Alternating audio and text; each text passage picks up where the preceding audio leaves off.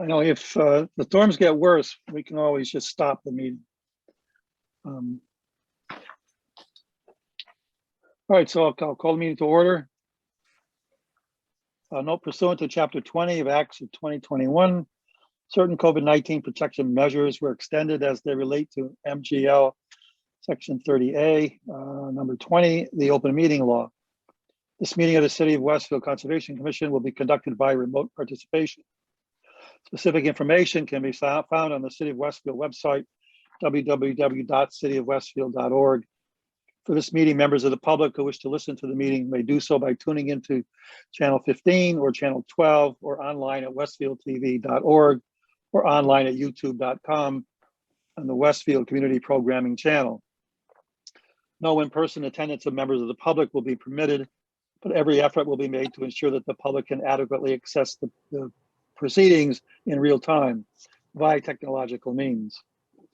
In the event that we're unable to do so, despite best efforts, we will post on the city's website an audio recording, transcript, or other comprehensive record of proceedings as soon as possible after the meeting. First item is roll call. Tom? I'm present. Okay. Alex? Present. Carl? I'm here.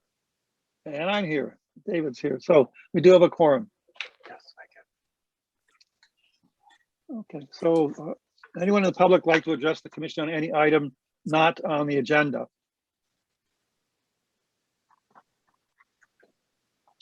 Seeing none, I'll move on to public hearings. This is A, Russell Road, Toccoa Country Club. The applicant requests continuance until the next meeting on August 10th, 2021. Unless, I don't know if Levesque wants to give us an update. I see Ryan's here. I never heard back asking for an update. I don't know if Ryan wants to say something about that. Sure. We are still in the midst of working with NHESP. They requested some additional survey data in the river, and due to flows lately, I don't feel like stepping in the river to shoot the bottom of a bank. Right. So waiting for things to calm down before we can get that. All right, I thank want to you. give that another couple days after this. Yeah. Never ends. Yes. All I'll right, do we have make a a motion? motion that we continue this matter until August 10th at the request of the applicant. All right, do we have a second? Yes, I'll second that. Okay, all in favor? Carl, Yes. Alex, Yes. Tom, Yes, and I'll vote yes as well. Item B, 81 Fowler Road. Construction of single-family home in the 100-foot buffer zone.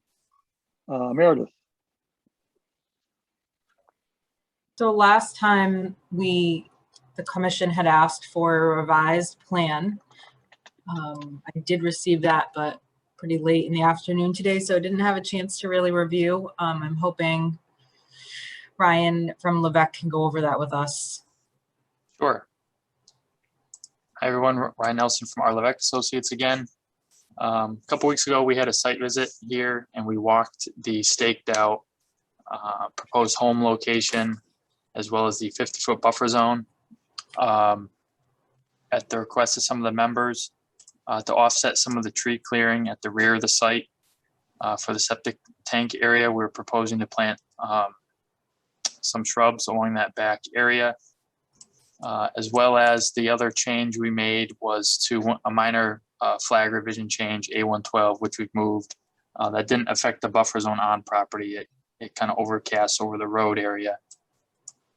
Some other revisions are we are showing proposed monuments. These can either be boulders, signs, birdhouses, whatever the commission would like, along the existing field edge.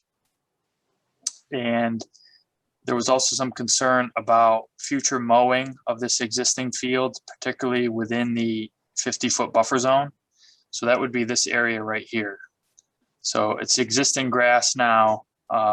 If we were to leave this area unmaintained and untouched, over time the forest would creep in this area, and which is only about 5 feet off the house, and just isn't a realistic kind of maintenance buffer around the house. So to offset that, we're proposing to mow that area 1 to 2 times a year, as opposed to perhaps, like a weekly lawn maintenance. And in addition, we're willing to remove invasive plant species that exist along this field edge up to the wetland line. And there's quite a bit of them. There was multiflora rose and oriental bittersweet that took up, I'd say, almost this whole corridor along that successional field edge. So I submitted this afternoon to Meredith an invasive plant species management plan for that work. And aside from that, the only other changes are we're somewhat protecting this area through limited mowing, and those conservation monuments would still be installed along the edge of the field.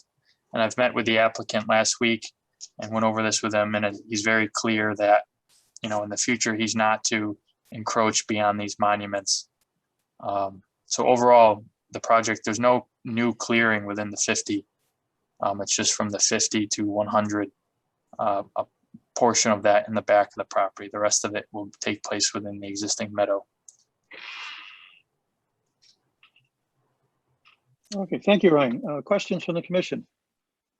Yeah. Hey, Ryan, I saw a written communication, an update on this that you submitted a couple of days ago. Can you share that with us? Sure. Give me 1 second. I gotta go back to my archives here.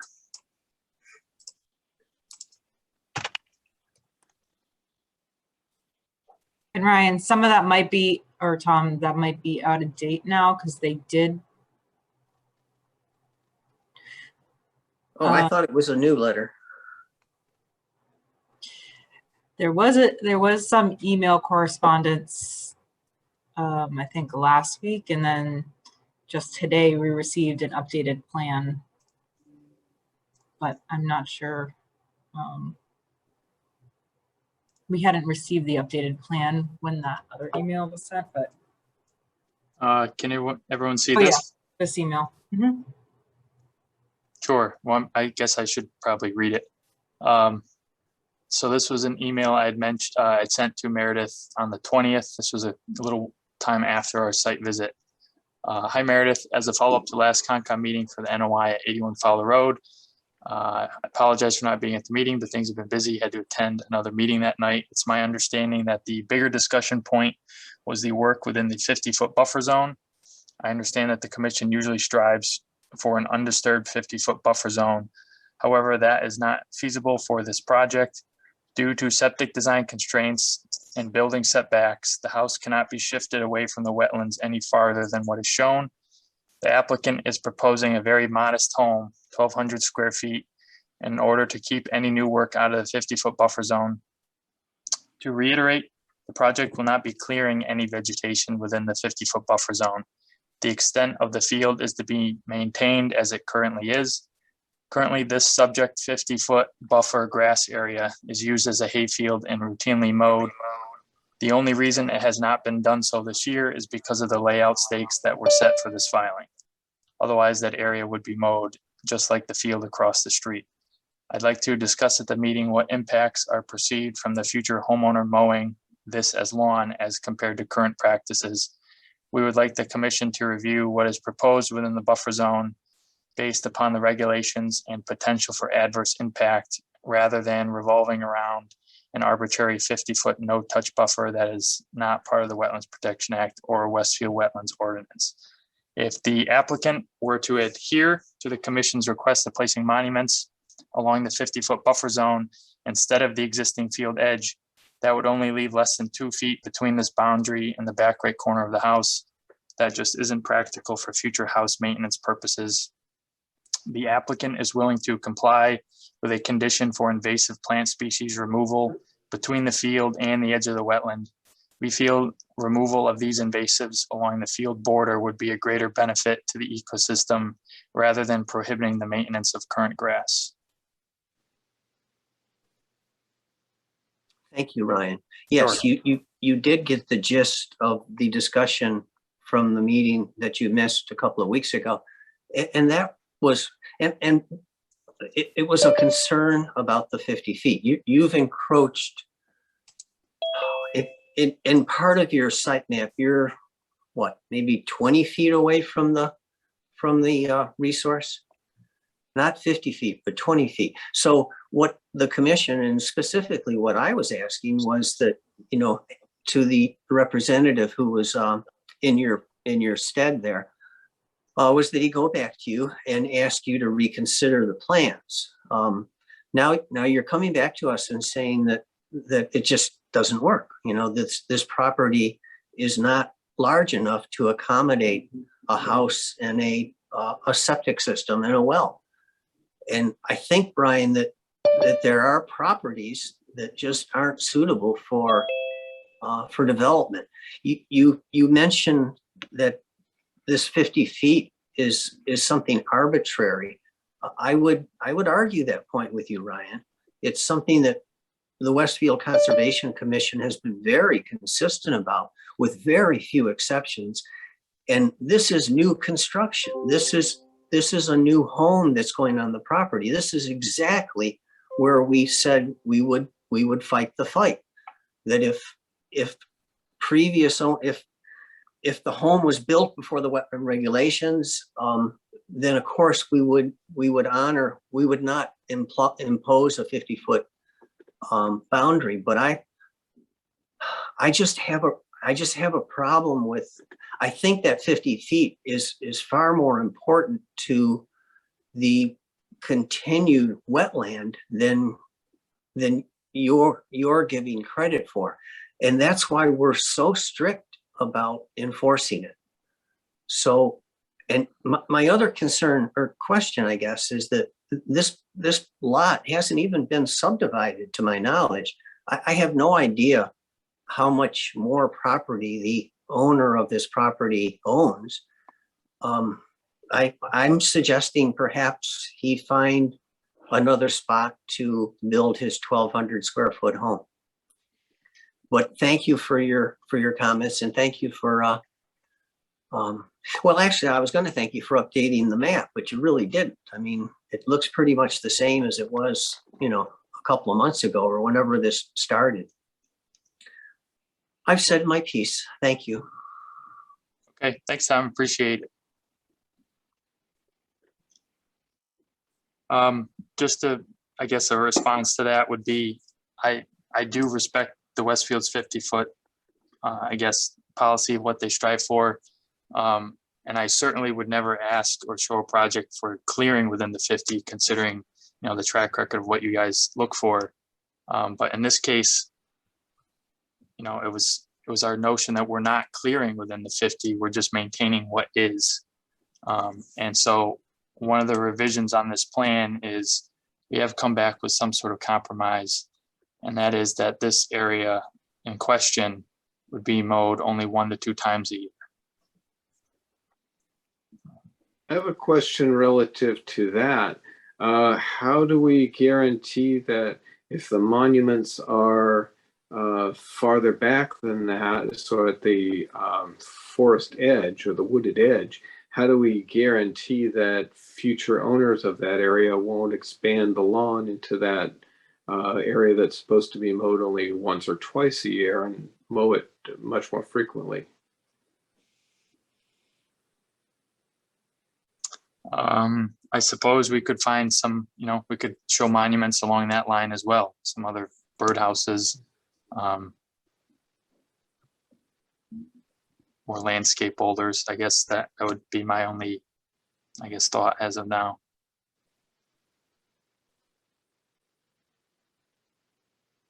Other questions? Ryan, has this been subdivided, or is it's still kind of in like a very early stage, right?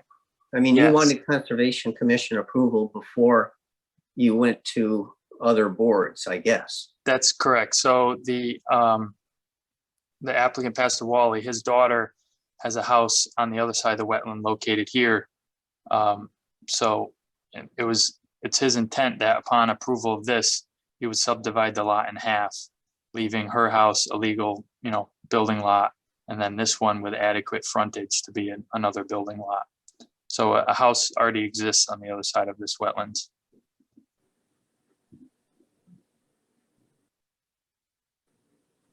Alex, you had a question? Yeah, I was just gonna say, and I apologize if this was covered previously, but in terms of the septic location, Ryan, is there any room to move that further map left, or is there an offset or something restricting the kind of the location of that?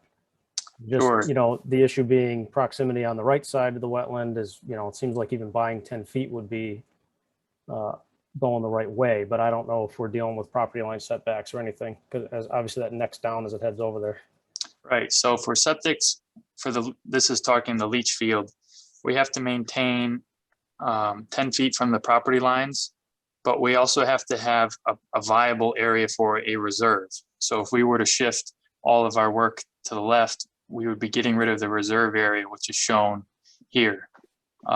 And then also some other site constraints, we have to stay 100 feet away from the well, and that includes neighboring wells also. So in terms of wiggle room, due to groundwater and building setbacks and the Title V setback requirements, there's really no wiggle room on either direction for this layout. I was just looking at it in terms of if it was like 45 degrees back up and the reserve field was beyond it, but that may be running into the setbacks, obviously. I don't think they're on here, so I can't really see them, but just anything to squeeze 5 or 10 feet out, goes further to Tom's concerns about the proximity over there to that 50-foot line. Right, and I totally hear what you're saying. We've thought about that, but because of this, the building setbacks from the property lines is like a wedge shaped. Yep. We can't move that house any farther to So the yeah, left. that's really the problem, would be the house Yeah. then. Yep. Okay. But it's not just the area where where the proposal is to cut twice a year. That's not the only part that concerns me. I mean, look at the northern corner of the house, of the proposed location. It's on the 50-foot line, which, Ryan, is that where the woodland is? Is that where the trees? Or is that the? Let's see here. So this is the corner of the house. The 50-foot Yeah. buffer is 2 to 3 feet off, and then another 2 to 3 feet is the existing edge of field. Yeah, so you know that that's going to get encroached over time. Maybe not by this owner, but it's just it's a recipe for trouble, and it flies in the face of our previous rulings. I'll hush. Well, that Good is a question. valid point. And in fact, if you look at the 100-foot, if I'm looking at the right thing, the entire house, with the exception perhaps of the garage, is within that 100-foot buffer. Am I right? Yes, that's correct.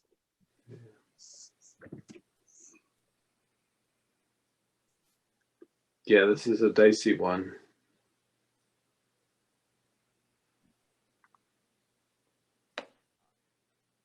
Other questions?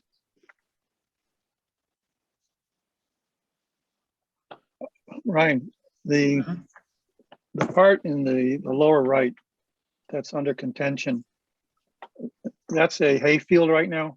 Yes, So that's been mowed constantly up until this year. correct. Okay.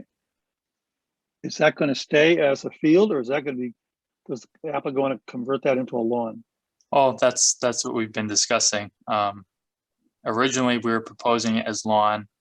After hearing some of the commission's concerns, we're now proposing it to be mowed 1 to 2 times a year. So just like a hay field will be mowed Yes, 1 to 2 times a year? Yep. Okay. I mean, the reality is if this project gets denied for that reason, it's going to resume back to an agricultural hay field or a tilled use like it always has been.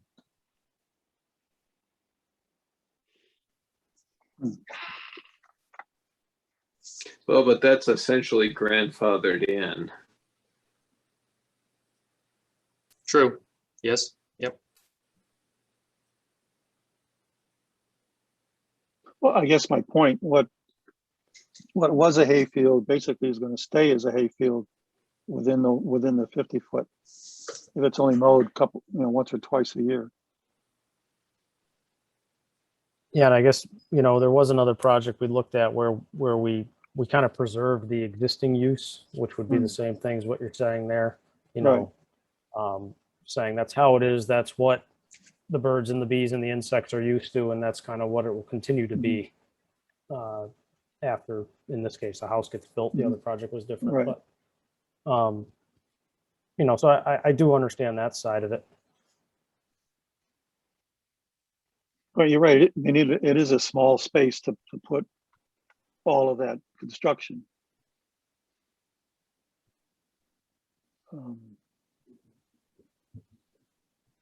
Yeah, I have to confess, I'm a bit with Tom in that I'm awfully concerned about this project.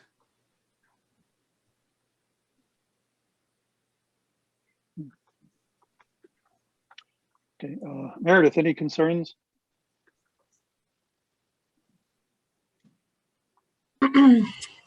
So I am, Per the regulations. Yeah. as far as the regulations,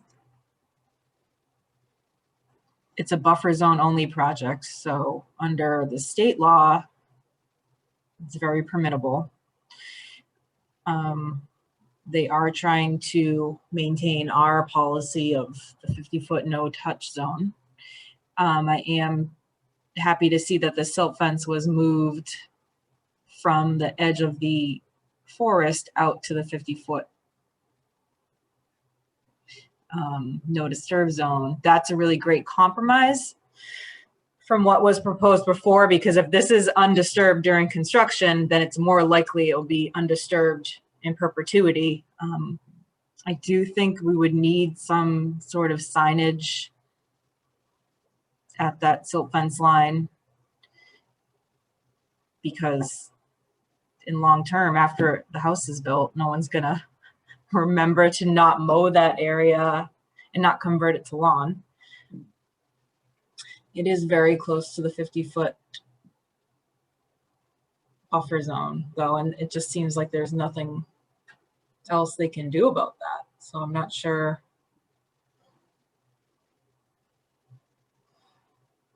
I don't know what else could be done. I mean, they are cutting mature hardwood forest up in the 100-foot buffer zone and proposing some plantings. I was wondering if those plantings could be a little bit bigger, because they're only 2 to 3 feet as proposed, but it's a mature forest, so it's not really comparable.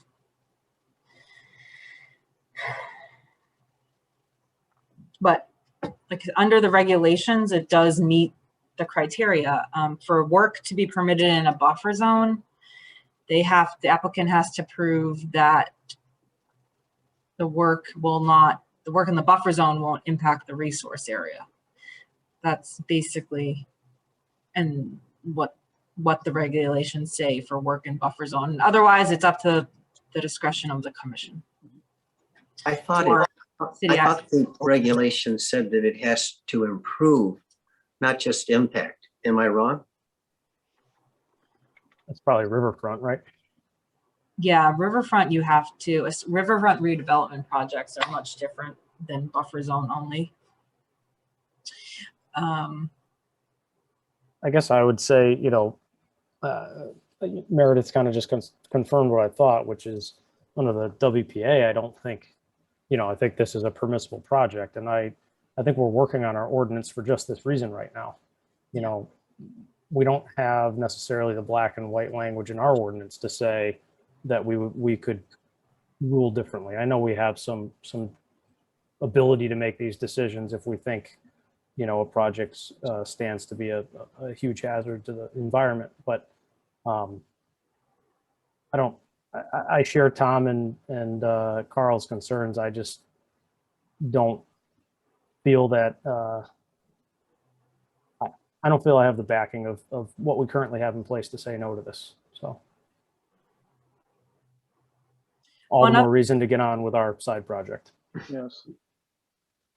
Meredith, yes. One other question about, there's only silt fence proposed rather than silt fence and hay bales or straw bales.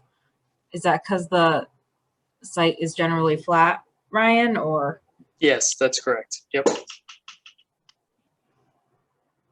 mean, this is the type of project we definitely want some oversight during construction.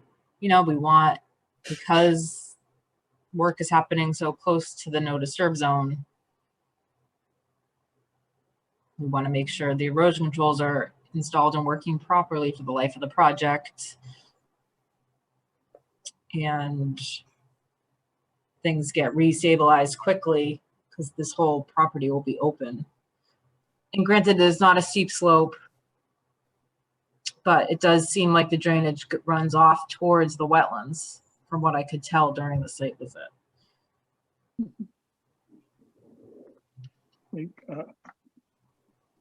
I guess I would say that the house is outside the 50, just barely, but it is outside the 50.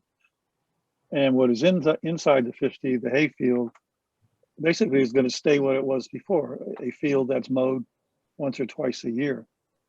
And perhaps with the proper signage, it will protect that buffer zone and ultimately the resource area as well, to keep people from going in any closer. And as Meredith said, it does satisfy the regulations of the WPA. I have a question, I guess, for Meredith. I wasn't able to be on the site visit.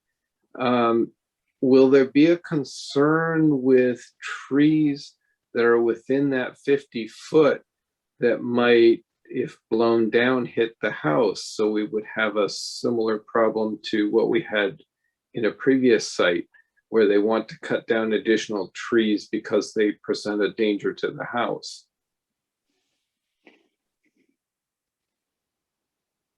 There was, I mean, yeah, you can tell by the tree line, there's trees pretty close to the,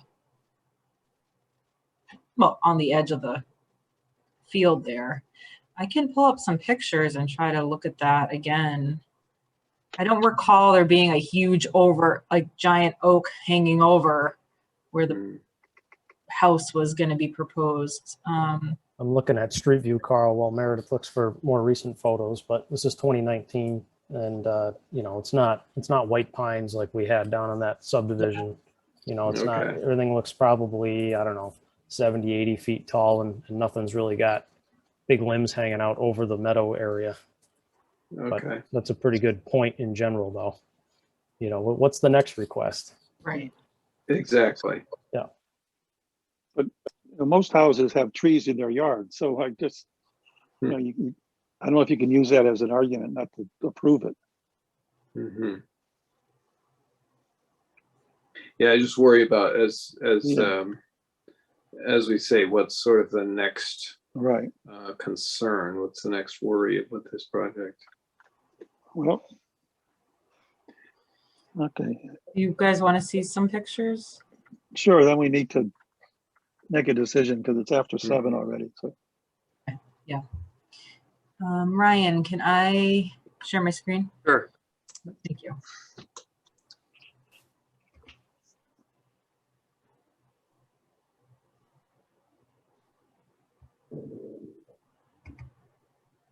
Okay, can you guys see a hayfield?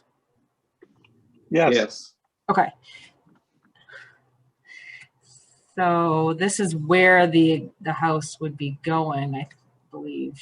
So this is looking sort of northeast. Ryan, correct me if I'm wrong. If that blue flag was the buffer zone. Nope, that blue flag was a wetland transect. It would be, the hard to see, it would be the pink stakes would be the 50-foot buffer. Okay, here, let me keep going then. There you go. So- There's the pink is the 50-foot buffer. The orange is the corner of the house. Okay, there, that's a good, yeah, so, but you can't see, so there is some field. There's not trees immediately adjacent to where the house is going, but let's see, I think this, so there's some field, and then this is a corner, I believe, that orange Yes. shaped one. the trees weren't that tall in that area. Yeah, again, it's not like a white pine 100-foot forest. The trees are generally, I don't know, 50, 60 feet. So again, here's the corner of the house, some field, and then, I mean, there are trees kind of overhanging. Yeah, that's, Those look healthier though than the ones that we had dealt with previously. yes, they're very healthy. I didn't see any, I don't remember really any dead trees. Oops. So that's a good point.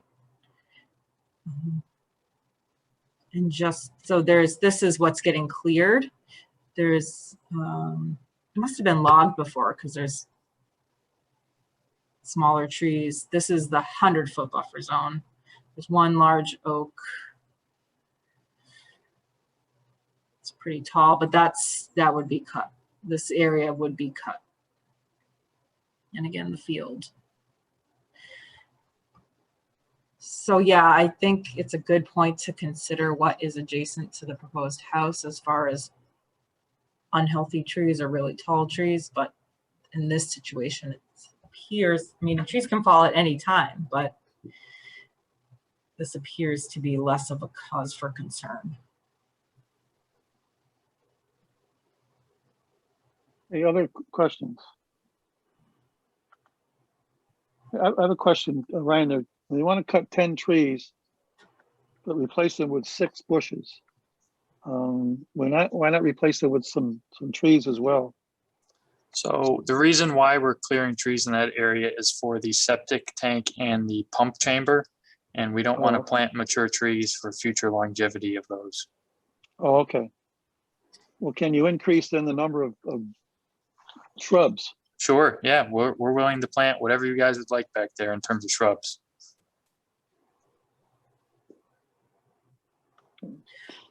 Okay.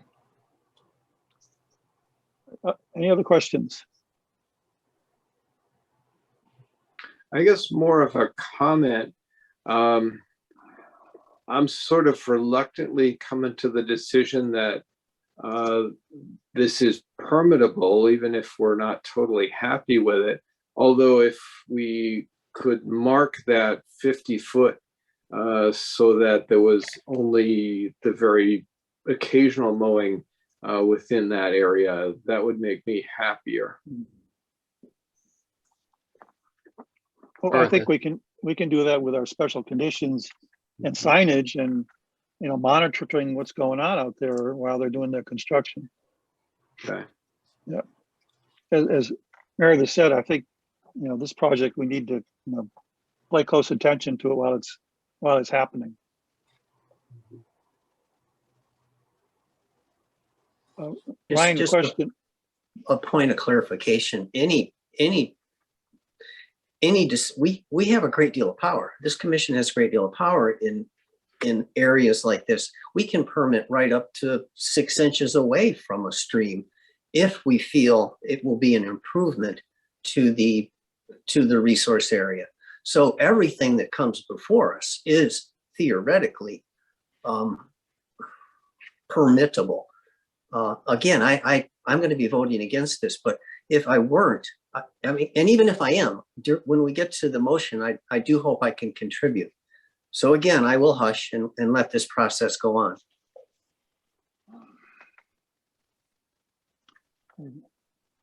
I had a question, but I lost it now.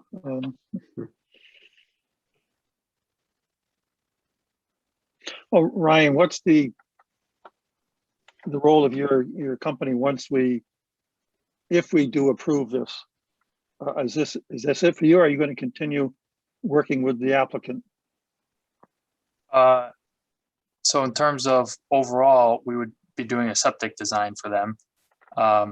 We usually help the applicant, do some of the pre-construction items if they'd like. But after that, unless you guys assign an environmental monitor and they choose us, then our services for a notice of intent and a septic design after that, we're pretty much hands-free at that point. So you wouldn't be involved in deciding where the monuments would go or Oh, houses or whatever? Sure, yes. Anything in relation with the order of conditions, yes, we would help out with. Okay.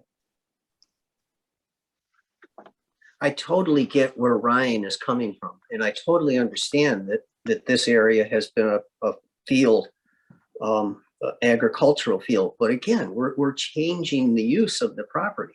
We're taking it out of agricultural and we're turning it into a home with a lawn that's cut twice a year.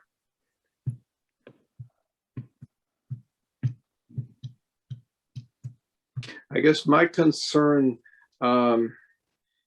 if this comes to a legal review, do we have legal standing to deny this project because of the infringement on the 100-foot buffer? Would that stand up to scrutiny? Who can answer that one? Well, I think under the Okay. Wetlands Protection Act, it wouldn't.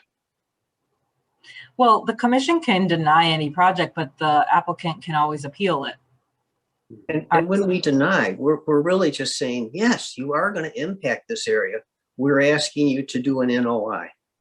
Come back to us with with more detail that we can flesh this out perhaps a little bit better. You know, in a few minutes, hopefully in a few minutes, we're going to be talking about that Golf Acres place where we're all concerned about the little mice and the animals and things that are going to lose benefit of that protection.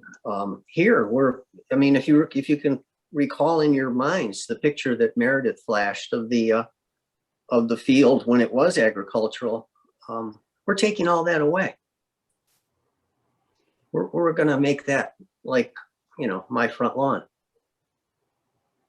Well, unfortunately, that's happening all over the state. So, That's correct. and this is an NOI. Yeah, we can't ask them to do well, Oh, I'm sorry. I stand corrected. I'm sorry. no, In that case, it would be a flat refusal. In that little area, the little corner of existing meadow that we were talking about trying to maintain with twice annual mowing, did we talk about potentially putting native shrubs there? Was that ever discussed? No. And is that, why wouldn't we do something like that? I understand not trying to put trees there because it's moving in on where the property is going to be, but, similar to the back now where we're going to put, maybe 15 instead of 6 shrubs in the back, but can we put them in the front as well and eliminate this twice annual mowing thing that's going to be impossible to enforce? And I'm just talking about that. I think is it in the 50 or Yes. I don't, yeah. So that little area in the 50, can we, since this is kind of coming out of that maintained agricultural use, can we plant some native shrubs there instead of trying to mow it twice a year? Because it's just going to get mowed with the rest of the yard. And that's not a slam on the owner or anything. I mean, 3 years down the road, what the heck? You're just going to take your tractor and drive over there too. So, Right. Well, I think we could put any condition on our approval if we do approve it. was there a specific previously discussed reason why that's trying to be twice annual mode and not something a little more substantial? I think that was a compromise from the applicant because we were concerned about it being mowed every week. So tonight was the first time we just saw that the 50-foot area that's a hayfield now is not going to be in the work area. Originally, they were proposing just the work area up to the tree line. And so then it was going to be converted to lawn. So tonight's the first time we saw that this area is now not inside the work area and the compromise is mowing twice a year. So we haven't really digested, and maybe we just need to continue this and think about it some more. We also, I guess we do have a quorum. So, because I just got the plan an hour or two before the meeting, so I really haven't thought about it thoroughly, like what else we could do. I mean, we asked them to change the layout of the house and the septic. It doesn't seem possible, or it's not possible given the constraints. So no, to answer your question, we haven't thought about shrubs in that area because that's a really great point. It's going to be very difficult to monitor. I mean, I'm basically of the opinion that I'm a reluctant yes, and you know, so I think we can place the conditions that we feel we need to and move on. I mean, bringing them back's not going to add anything for me. It's still going to be a project that I'm a reluctant yes about. So, I mean, that's kind of where I fall on this one. And Would you like to see some shrubs in that?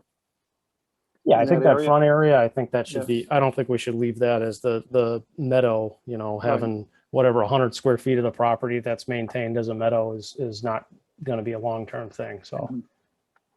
Let's ask the consultant to come up with a plan, come back to us in 2 weeks. Let's see it on paper. Let's not try to do it on the fly. I'm comfortable with it. I mean, I'm just asking them to put, you know, we can name a number and then Meredith can check the box before construction that it's on. You know, part of their authorization to go when the time comes is, you know, showing the plan that meets all the conditions we've laid. But that, I understand that's the way that I like to do it because I like to keep things moving, and I'm just Yeah, one we opinion do. here. So if I didn't have so much faith in Meredith, Tom, I wouldn't necessarily push for that approach all the time. But Mhm. you know, I trust her judgment and that she understands the discussion we're having about it. So that's where I'm coming from on that. As do I. I think Meredith is a huge asset, but I also think there's an advantage to having a written plan that we approve. And the plan would be something that we could perhaps enforce in 5, 10, 15 years if on a drive-by we've noticed, gee, you know, where did those, you know, where are those shrubs? Where are those perennial plants that To be used clear, there? I'm Oh, advocating a condition that says they shall put this on the plan and give it to Meredith, and she shall say, yes, it's on the plan before they get their allowance to go to construction. So I am saying we should have a written plan. I just don't, if it's all simple stuff like adding shrubs to the plan, I don't see the need to do another 20 minutes on this in 2 weeks. That's my point. Yeah. Did you look at Meredith's number 8 comment where she's suggesting perennial plants? That's kind of a neat idea. Well, that's kind of where I'm going. And I think that's the same area I'm talking about.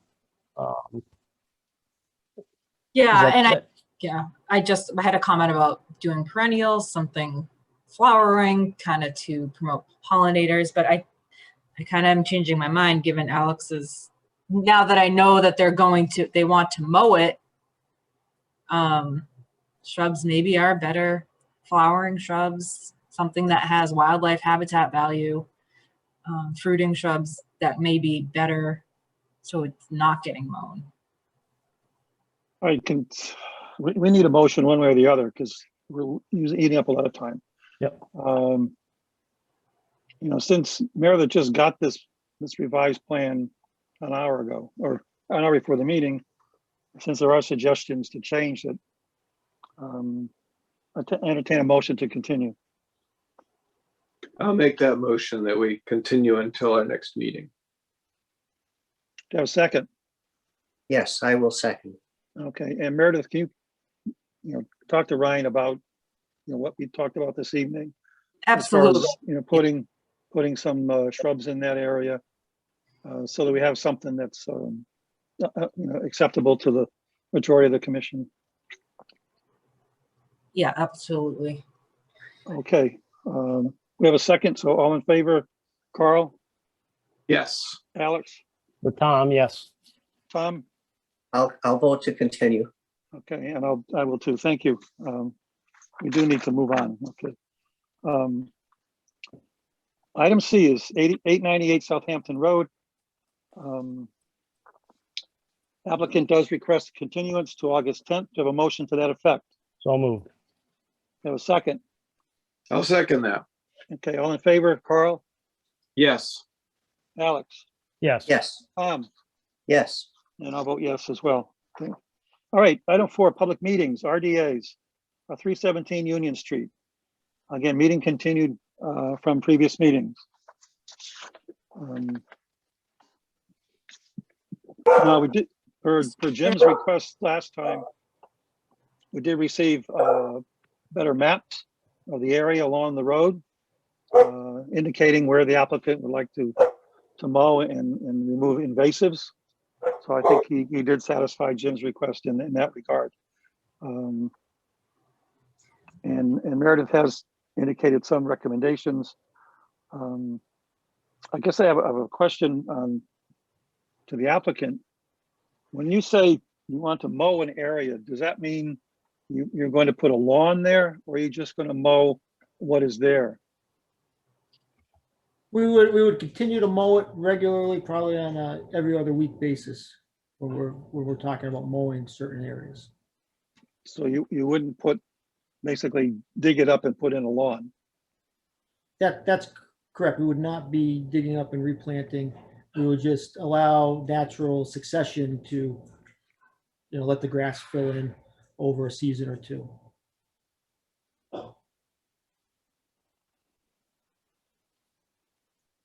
Okay, Meredith. One other, I got an email tonight from an abutter, and she can't log on, and I just wanted to put this out there, that she would like to participate, but she can't because of power outages. So I don't know, I just wanted to let the commission know that, and I'm happy to continue discussing, but that's something to consider as we move forward. So would you guys like me to share the plan, or if Tony wants to share the updated plan? Hey, Meredith, I'm curious about your comment number 3, suggesting that DEP may have issues that we need to stop and consider. What did you mean by your comment? I reached out to them so I could understand how we could move forward with this. And they did respond with a very brief response that just said, you have to issue a -2 for work in a resource area that won't impact it, or -3 for a buffer zone work project, which you can condition, or a +3 for if you need a notice of intent. So I didn't really get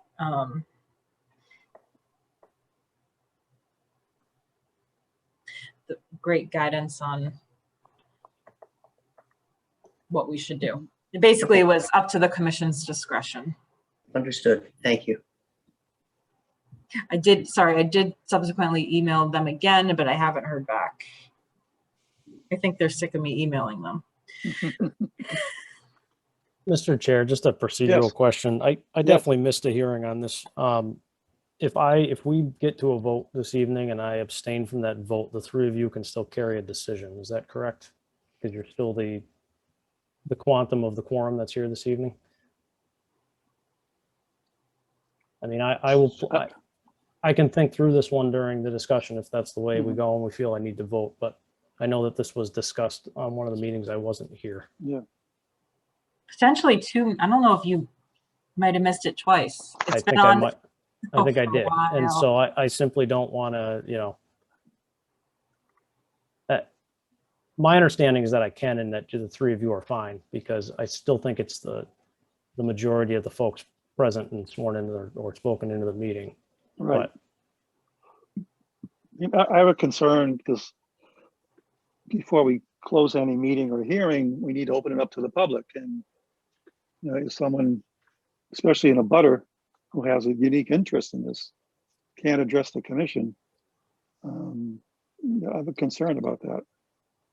And unfortunately, it's the weather out today that's the problem. And I know we've been working on this for several weeks, but I think because of the concern of, and I hope it's the same abutter we were talking about before, who addressed Yeah. us before. Okay, Yes. so Should we? Boy, David, I don't know. I don't know quite how to advise you on this. Like, it sounds to me like we really haven't made any decisions this evening. Maybe No. we should call this meeting and redo in 2 weeks, rather than try to redo just for one applicant. That's kind of weird. I mean, Well, we I'm wouldn't- sure there are other people that are powerless tonight that may want to talk about E, F, G, or H on our agenda. I know it's an Yeah. awful thing to do and a big decision, but Mhm. that's what I'm hearing from you. And Oh, just because this is a butter who has been intimately involved in this particular project. And I wouldn't want to make a decision without, hearing, their input. It was also a specific email request saying, please, can you continue? Because I can't log in. But Tom's asking a bigger, broader question about what about everybody else that can't get in because they don't have power? Right. And they just haven't had the forethought to email you. Yeah. It's a bit of a broad question in that even an in-person meeting, folks might not be able to make it because of weather concerns, for instance. You lost me, Carl. Say that again. It's a sort of broader problem in it. Even if we had an in-person meeting, there might be weather conditions that would prohibit people from showing up who wanted to participate. So it's broader, unfortunately, and I don't have a good solution, but it's a broader problem than just for tonight. I think for an in-person one, if it's that bad, I wouldn't show up at City Hall either. Mhm. So, yes, sir.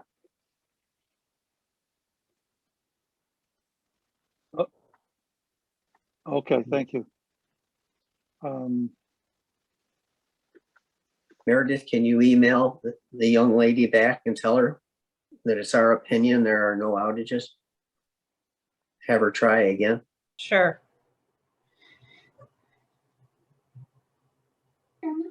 We could also skip it for now and move on and try to keep going, at least open the 2 new meetings that we have because we've advertised that we're going to open for them. I don't know if that makes sense. I guess I would simply add that, we do know somebody's interested in speaking. We have heard from them though. And we do have to have some deference to Mr. Whitman, who's here again for the 3rd or 4th time Right. at the advertised time when we call the meeting to order. So I do think we have to consider that as well. That's a And good I'm point as certainly well. less concerned. Sorry, Carl, go ahead. No, I was going to say that's an excellent concern and a legitimate comment. Okay, Plus, well, Peter's information puts a whole new spin on it. Mhm.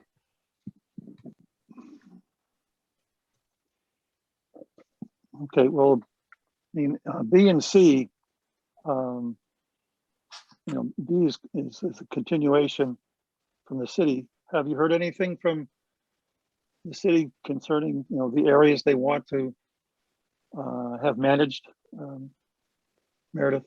For B, I haven't heard anything back, and I don't see Mr. Hathaway here this evening. So we would hope he would present. He wasn't able to present at the last meeting when we opened the hearing, or the meeting, I should say. So that one, I think, might have to get continued unless he shows up, but I don't know if that's going to happen. Well, I'll make a Okay. motion that we continue until Mr. Hathaway is able to present to us. We got to come out of order, right? yes, We gotta- you'd we have gotta to move come out of order first. first. Oh, If okay. we want to knock out a couple of procedural things to see if we can buy 5 minutes for the abutter, Right. then I will make a motion that we take item 4B out of order. Okay, do I have a second? I'll second that. Okay, all in favor? Carl, Yes. Alex, Yes. Tom, Yes. and I'll vote yes. So, okay, so the title of the application is Vegetation Management Throughout the City Within City Rights of Ways. Again, we did similar RDAs for this in 2016. And I'm not sure if they submitted specific maps back then, or whether they just asked for a blanket RDA. Yeah, they didn't submit maps last time and they received a -2, which means they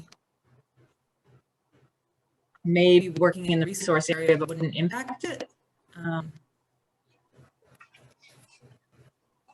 I would think we want the representative from the city to be here to present. There's certainly, I see no urgency on this one at all. Okay, then I entertain a motion to continue this one. I'll give you that motion. We'll Second. continue until we meet again. August what, 7th, And 10th? Okay, Yes. okay, have a second? I'll second that. Okay, all in favor, Carl, Yes. Alex, Yes. Tom, Yes. and I vote yes, okay. All right, items, let's take C out of order too, please. Do we have to go out? I think we can just continue, right? Because we are out of order. Okay, thanks. Yep. This is on Route Road. So in accordance with provisions of Massachusetts general laws, chapter 131, section 40, public meeting will be held July 27, 2021 by virtual meeting. This hearing is request for determination of applicability submitted by the Connecticut River Conservancy for the removal of invasive water chestnut plants in the Brickyard Ponds. Again, this is a continuation of a project that was started back in 2016 and it was approved in 2016. Yes, Yep. Mr. Chairman,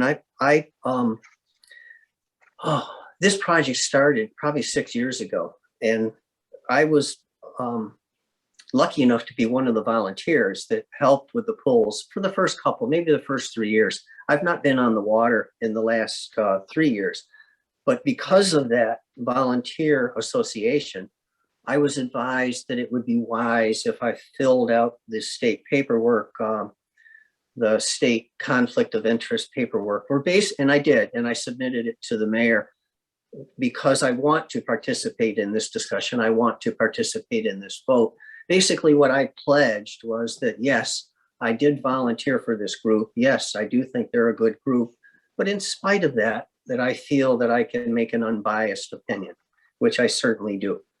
So if I could present, I would appreciate that opportunity. Is that okay with you, David? Yes, since you did send out notification to the mayor and he approved, go right ahead. Thank you very much. First off, I'm not sure if they're there, but it's been a good experience for me to be more involved, to be on the street basically, because I met some really neat people.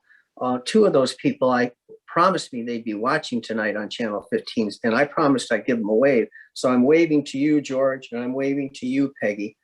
George and Peggy Gary own the Western Ponds on the western side of Route Road. And they, along with the other owner, there's two property owners. The other property owner have both, as you probably noted from the RDA, have both signed the paperwork. They have been great to work with. So thank you very much, George and Peggy. I don't think Brian Montague, who's the other owner, is with us tonight, but he also has been a delightful man to meet, very environmentally conscious. So I came away stronger from that relationship also. The people that have been doing the work, this project 6 years ago used to be like maybe 20, 30 people would show up, all sorts of cars, kayaks, and they had to. It was a big job. It has 6 years later, what Jeff Botner is finding, and he's one of the regulars that comes out. There's now three. There's now a team of three that has been out 3 times this year. And each time they're finding less and less invasives to pull, which is good news. That means we're doing something right. So I want to thank Jeff. I want to thank Cynthia, his wife, Cynthia Botner. I want to thank Liz and Philip Hall, who have been, they're the other two people that are typically in the kayaks. You might remember Philip Hall's name. He was the Eagle Scout that we celebrated, his accomplishments a couple of months ago. I also want to real quick thank John Kelch. John has been kind of on neighborhood watch for us. We all know that he's an environmentally sound man. So John, thanks for keeping your eyes open out there. And of course, the Westfield Police have been involved also, so we'll give them a little acknowledgement. I don't know, Peter, maybe you can help me, but I don't know if Allie Fournier, who is with the Connecticut River Conservancy, has joined us. Do you see her Aliki, A-L-I-K-I Fournier? Are you with us, Aliki? All right, Aliki is the works with the Connecticut River Conservancy. They're acting as the representative in this RDA, which is great because they have the big picture. They're worried about the Connecticut River. This is just one little piece of the puzzle. They do these kind of invasive control projects in, I think, at least three states, and maybe, well, no, it would be 3 states that they're involved in with the Connecticut River itself. I was going to have Allie introduce herself and give you a little history on the Conservancy, but the bottom line is that we now have an even stronger organization that we're under their umbrella. So I feel really good about that. I also, as I indicated, I'm not sure if in 2 years, if this RDA is approved tonight and we need to redo it again in 2 years, I'm not sure that there's going to be, I think the control is working. I mean, the fact that Jeff is pulling fewer and fewer plants each visit is the right thing to do. DEP made 2 comments. They wanted to be sure that we're aware of their standard operating procedure that was created back in 2007. And I looked through it. Cynthia Botner looked through it. Actually, she was familiar with it. The answer to that question is absolutely, and some. Our group, Cynthia and Jeff, have been top notch throughout this whole thing. This is such a no-brainer for me, and that's why I'm involved. It's doing good and not harming at all. But Mark's comment was that we should be aware of it, and then his other comment was that this is not a redo. This is not that we should consider this seriously, even though it is something that we've approved twice before, that it deserves our full attention this evening. I guess you can tell it has my full support. I think it's again a no-brainer. So I welcome questions or welcome discussion. Okay, how many times would the volunteers go out there this season? They've been the 3 individuals, Liz, her son, and Jeff have been out 3 times, David. And I think they probably will plan to come once more. The seeds of the water chestnut typically drop in mid-August. So the feeling is that, if you can get them before they get a chance to deposit their seeds, the activity in the fall will be maybe 1 visit. I anticipate perhaps 2 more visits this year. Okay, Meredith, you received a letter from someone interested in this project. Do you want to show that to the group? Sure, and I believe that gentleman may be on if we're opening it up to the public. Yes, let me pull it up. Not yet. I'm here, John Kelch, I'm here. Oh, okay.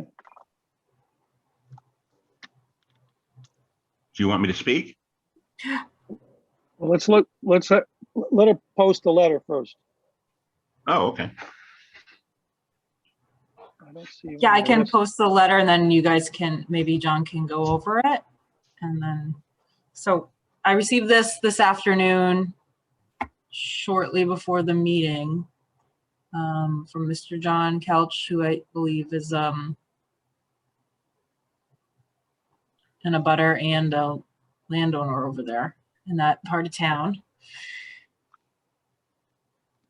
So John, do you want to go over these questions and then try to answer, or we can? Yes, I'd like to. Basically, the reason I sent these questions here is to make sure I'm clear on what we're talking about here, myself and people who live across the street from this event, and just everyone in this neighborhood.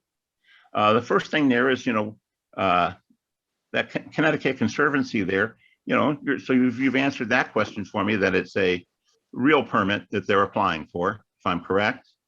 And they're going to actually do the work, or they're going to be in charge of these people, the employees or whoever's going to, from the Conservancy, perform removal of the water chestnuts. But on that, now you're telling me that it would be 3 other people. They're not part of the Connecticut Conservancy. They're not their employees or anything. That's Is true. that accurate? That's very true. The 3 people, and again, it is 3 people. It's not like 5 years ago when there were several cars parked on the road. There's no cars parked on Route Road except to take the kayaks off. But the Connecticut River Conservancy will not be sending any staff or any employees to the Brickyard Ponds. We will continue to use the volunteer services of Jeff Botner, Liz Hall, and her son, Philip Hall. So it's been 3 people that have been out there. John, it's pretty non-invasive in terms of, I know you're worried about attracting attention.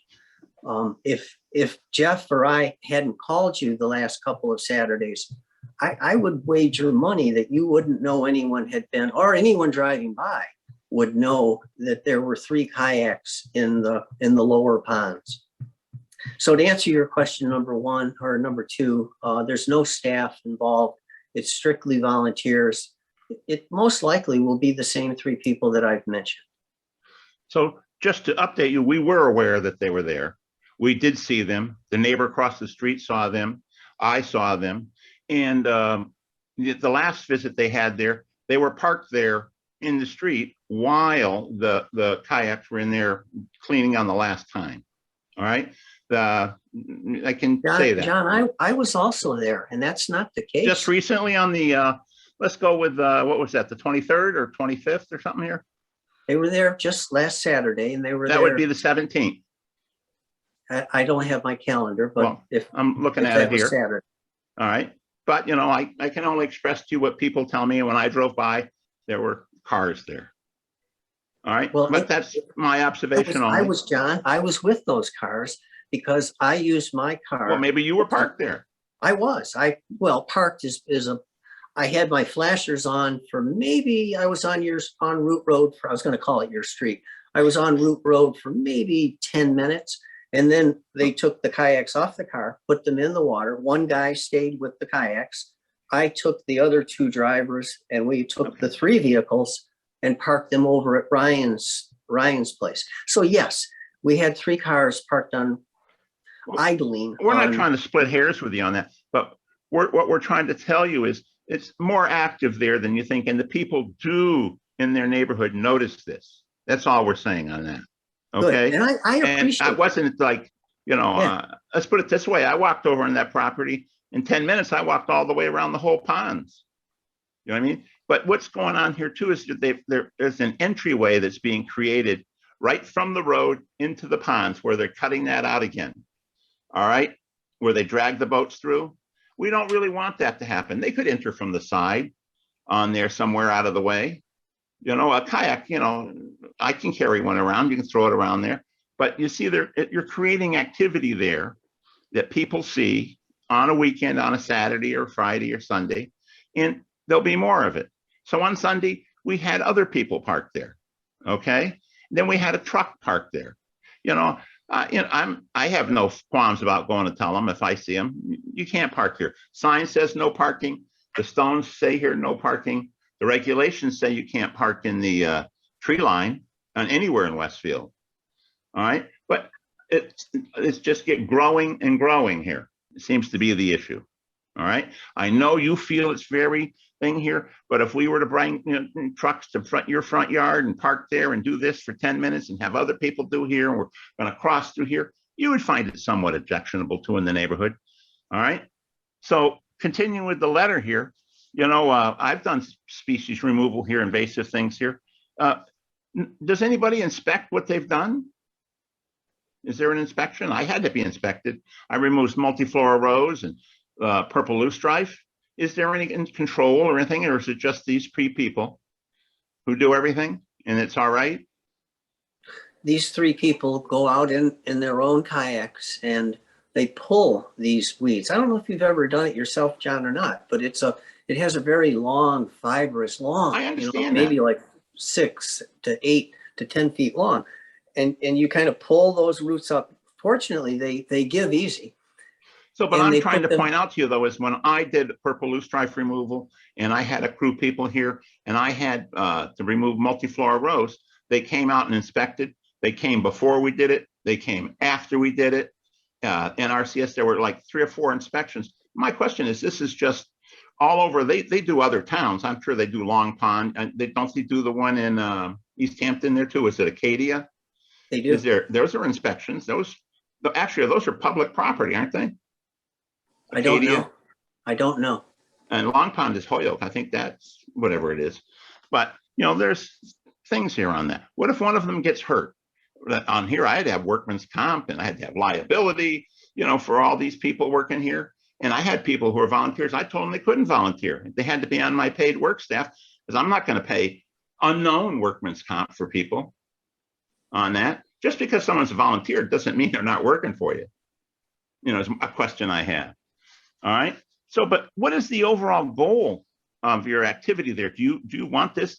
Is that to promote fishing, boating, and kayaking on these ponds? Is that what you're trying to do? No.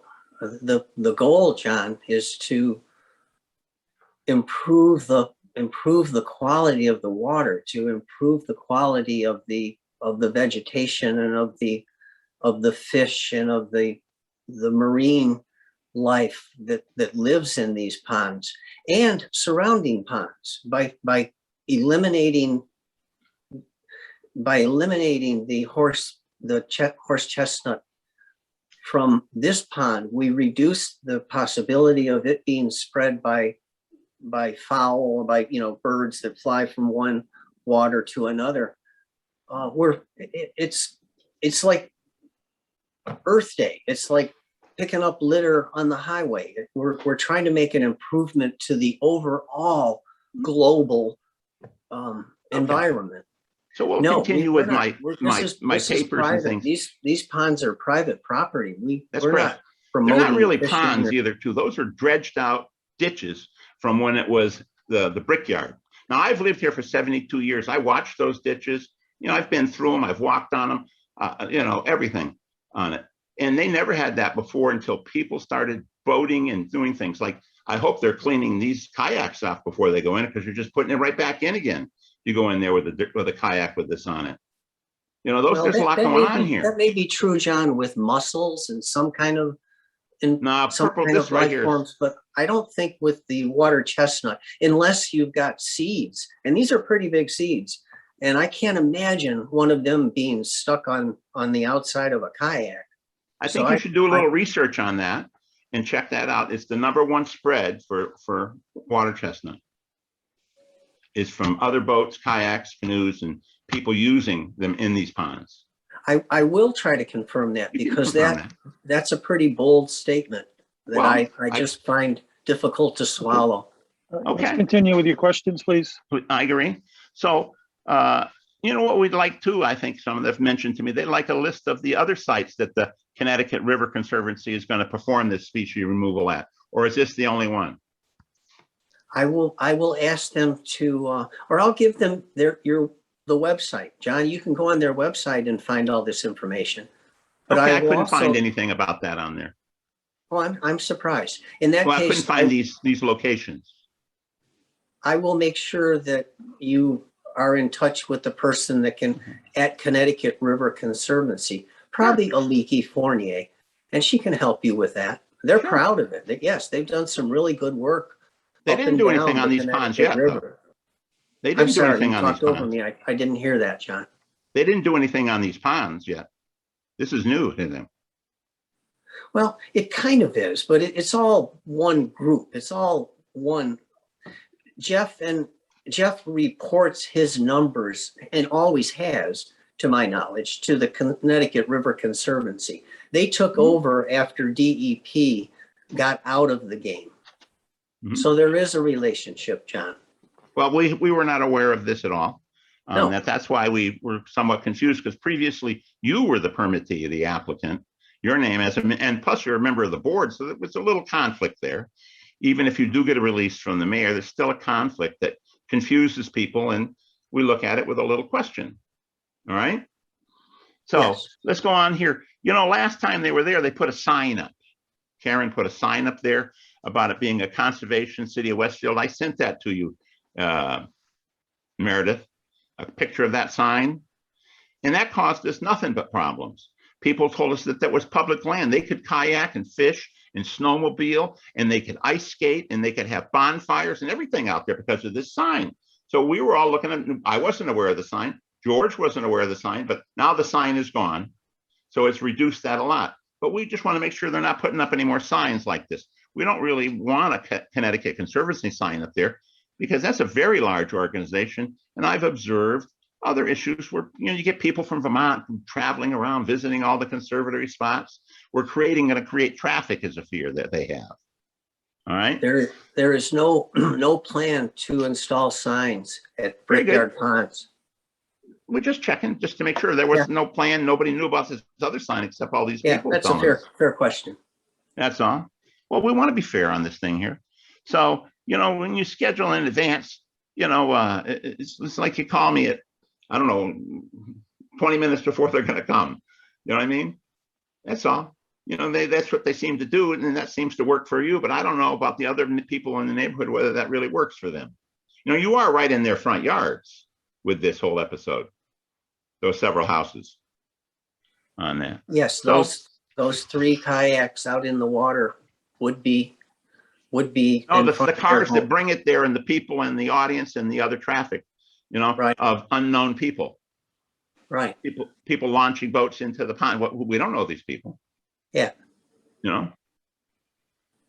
All right. And We're actually, very I had a meeting there general- once with Jeff, and I was there, and he had a he had a truck there from the Fish and Game, and he was going in there with a boat. And then all of a sudden I had these other 2 people, they pulled in there when they were going to launch their boats and go in there. They weren't doing anything with the invasive species. They were just going to Yeah. go in there and ride around and fish and do this and do that. And I said, no, it's private property. It's posted right there, you know? Yeah. And they were just going to park on the road.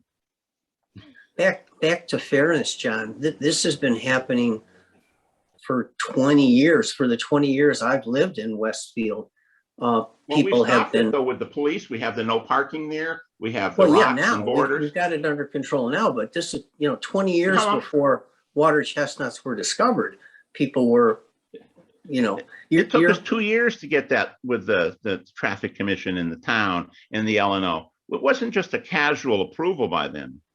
It took us 2 years. We had to research it. We had to find everything here.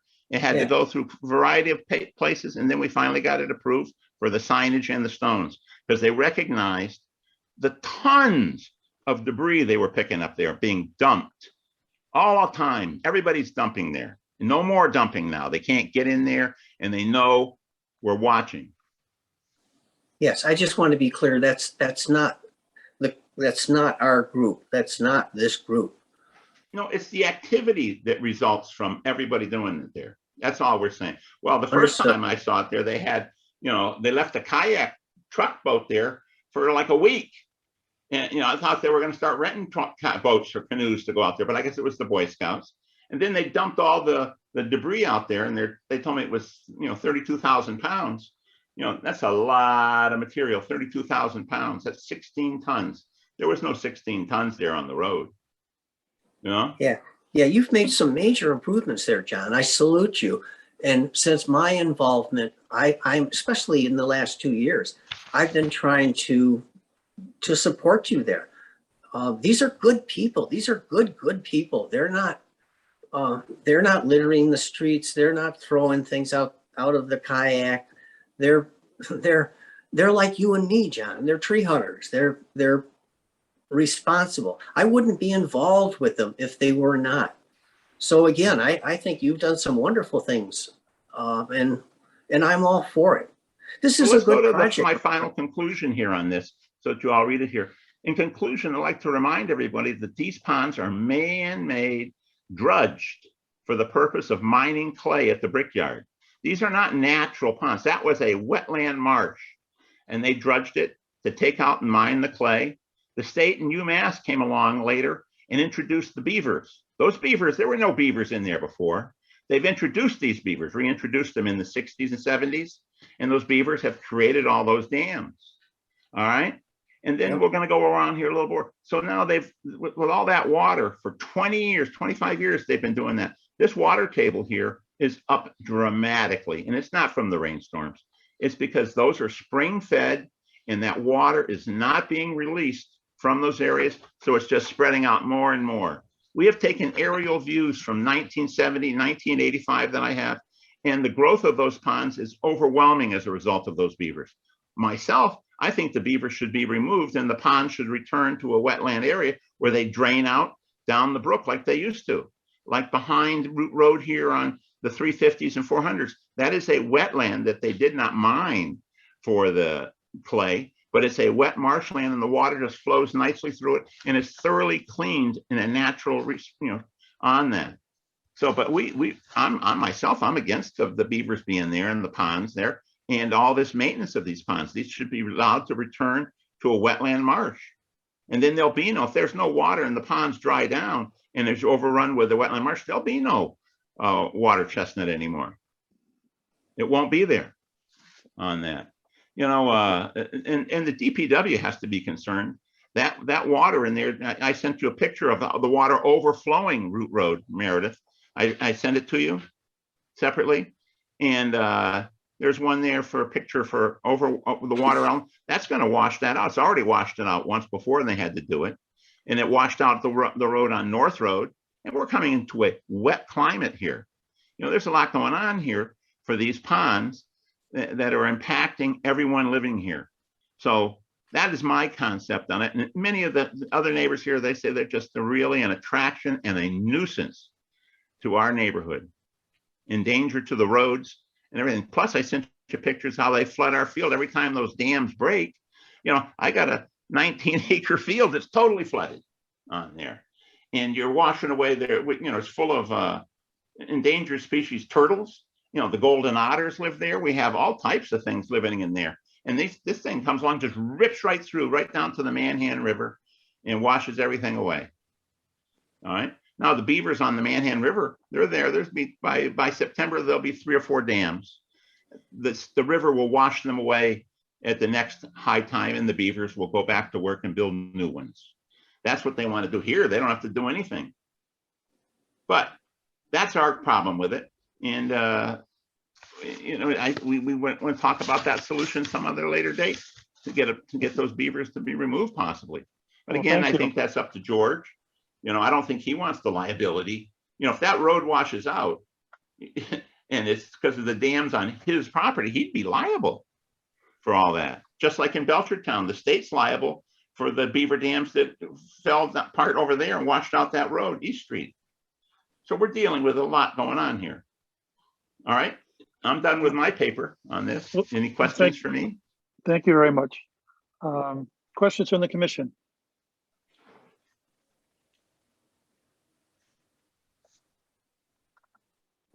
I have a question. Sure. This is for Tom. They said these people are volunteers, but what's their relationship to the Conservancy? Is that not involved in this at all? There is an involvement, David, and it's a growing involvement. Since I got involved, it's going to be, we're trying to get the the property owners to be covered under the Connecticut River Conservancy's insurance policy. But up till now, as I mentioned to John, up till now, when Jeff gets home, these guys are incredible. He actually counts and weighs the amount of plants that he's removed. He's reporting that up to the through the chain to the Connecticut River Conservancy. And again, as I mentioned to John, the Connecticut River Conservancy took over. DEP used to fund this. They used to hire a staff person that didn't go out on the water necessarily, but that kind of organized it. Now the Conservancy is playing that role for the for the state and for the Connecticut River and for those bodies of water like the Brickyard Ponds that are in that neighborhood. Okay, is there any written documentation saying that these are volunteers for the Conservancy? Is there written documentation? Right, when I did a There's- project with the college through DEP, we had lots of volunteers, but they had to fill out waivers and forms in case something happened. And I don't see that happening here, to John's point about insurance and liability.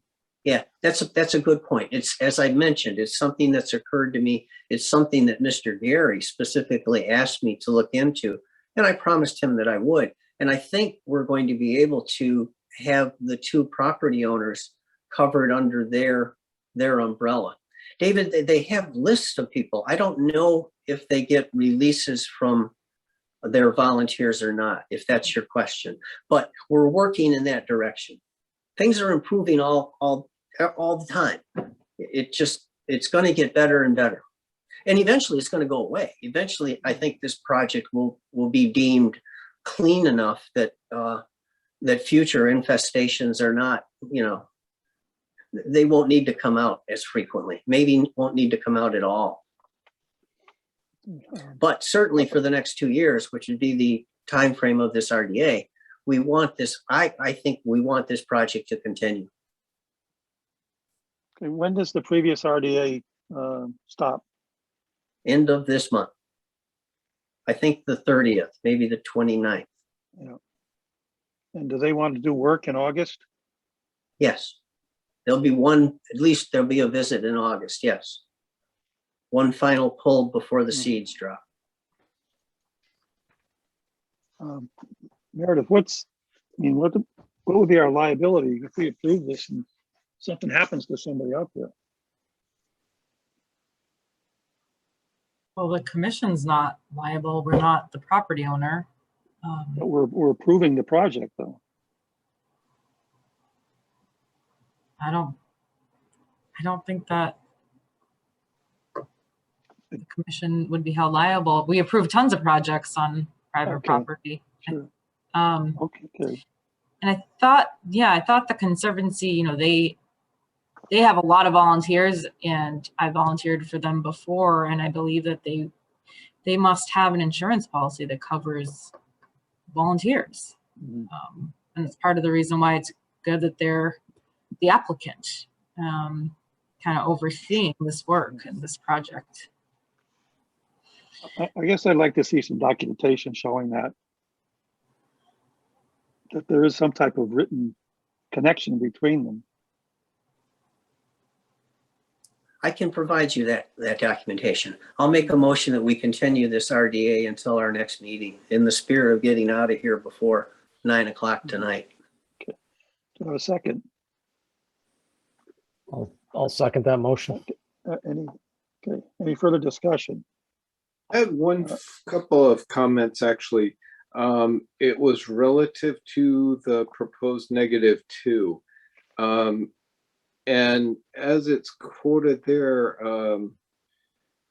it says the request is within the area subject to protection under the act, but will not remove, fill, dredge, or alter that area. And in fact, there is removal and it does alter, alibi improve. But is there and I didn't have my my wetlands booklet with me, but is there a better a negative something else that would work better in that situation? Just sort of for trying to be correct there.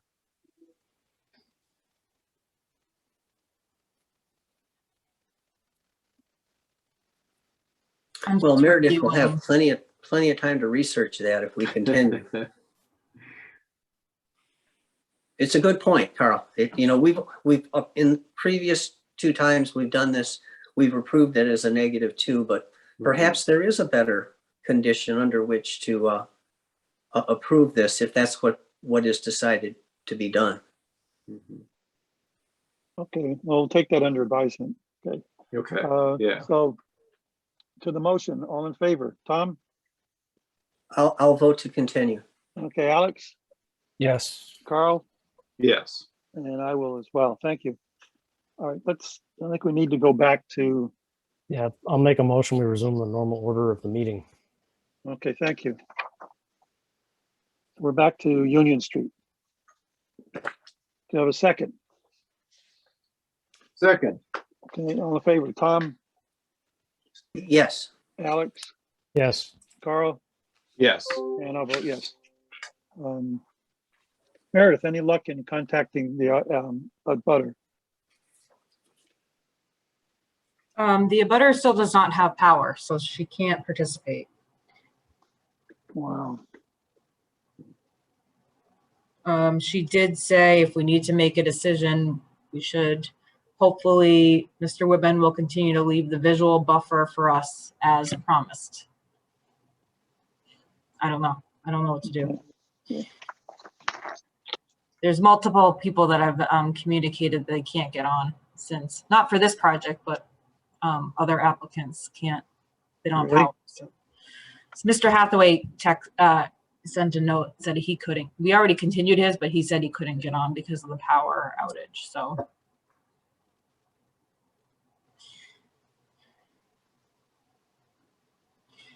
Well, I guess, do we just stop the meeting now? Because we have multiple people, you say, trying to get in contact with us, and they can't.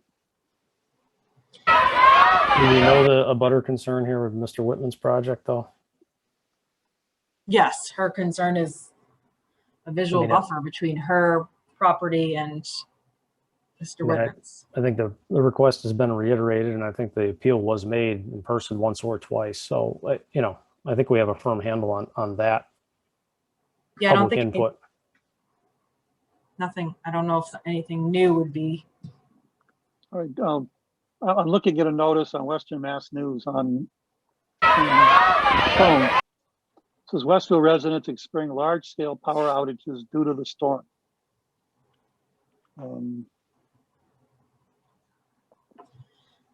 So there are areas of town where there's no power.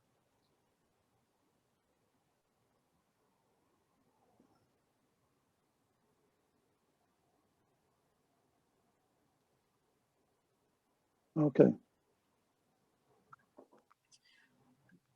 I'd like to note that there's multiple applicants that are here for their projects. And I also have to acknowledge that Mr. Whitman has been very patient and has been showing up regularly and is obviously sort of eager to get this moving forward. All right, well, that's I'll just go by the will of the commission, I guess. We do know the concerns of the abutter from previous meetings. So, and after this particular item, the other ones don't require public participation other than talking to the people actually involved with the project. I guess we can continue knowing that the concerns of the abutter. Meredith, you want to post the latest map we got from Mr. Whitman? Yeah. So did you guys open Mm-hmm. this public meeting again? We don't. Do we have to? I don't think we. Oh, I don't know. Okay. We just broke order. We resumed order. So I I resumed. Okay. Yeah. I'm gonna. I will share the map that Mr. Whitman sent to me yesterday. Uh-oh. Hold on. 1 second.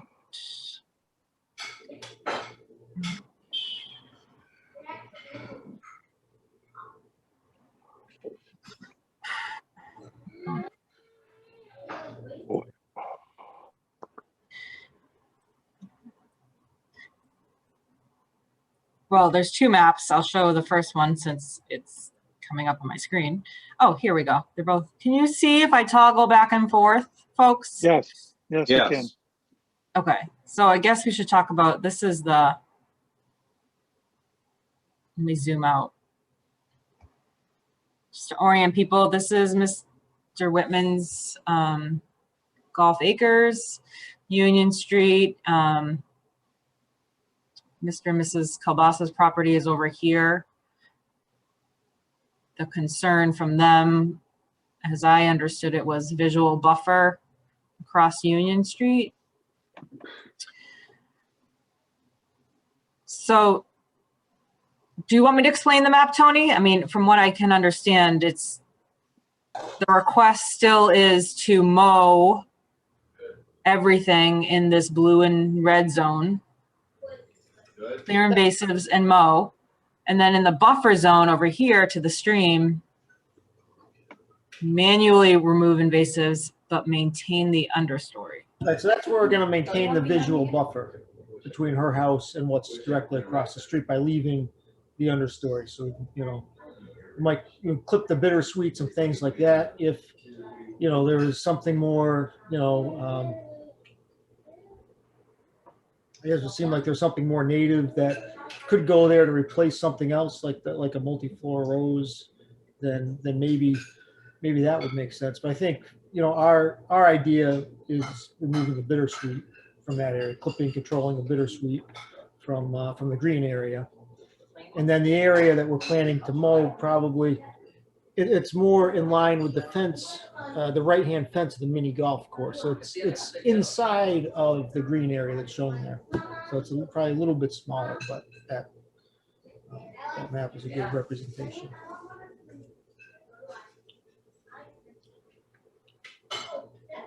And then leaving the big trees.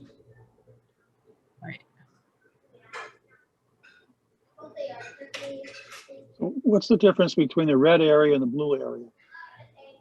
The blue area is the 10-year floodplain. The red area is the 100. So we're right on the border between the two.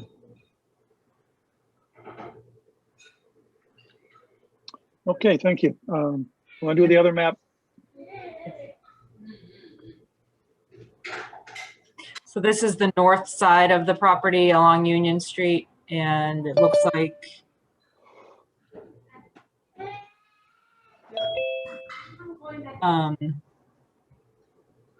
they're planning on just mowing, carte blanche mowing in that red zone. Right. And then birdhouse markers on the corners. That's correct. So there's some physical markers on the corners where the, you know, where the agreed upon dimensions are. You know, and the intention here is to get access into the, you know, the end of our, the end of the course there, so we can service it from that end for different things. And this is all outside of the flood zone? Is that correct, Tony? It's in the 100-year, the little bit of blue that they have marked there, there's about 45 square feet that might be in the Oh, I see it. Yeah, yeah. The whole site is in the floodplain. That's why he's here. Okay. There's two other parts of the RDA that I don't think we should forget about. One is the nature trail piece, and then the other one is the removal of the bittersweet and invasives along those nature trails in the backside of the pond and things, and planting native species of trees and stuff over time in those areas. So parts 3 and 4 of the RDA haven't got a lot of attention, but you know, they are the more interesting parts, I think, from a conservation perspective and improving, you know, holistic picture of the wildlife on the parcel. So in addition to mowing that pathway, you want to remove invasives in the area of the pathway? Right, so if you go behind the pond, and it's really hard to get back there, so I know that not many people have gotten there, but most of the mature trees there are already covered in bittersweet. It's already up in the crowns. It's already pulled and killed a lot of them. You know, between the beavers and the bittersweet, there really isn't much left for mature forest in that piece of the parcel. So, you know, part of what we want to do, like if you walk along the Connecticut River or the bike trail in Northampton or a number of things like that. You can see where you cut the bittersweet out of the trees along those trails and stuff. So it's something, along those lines I would envision where.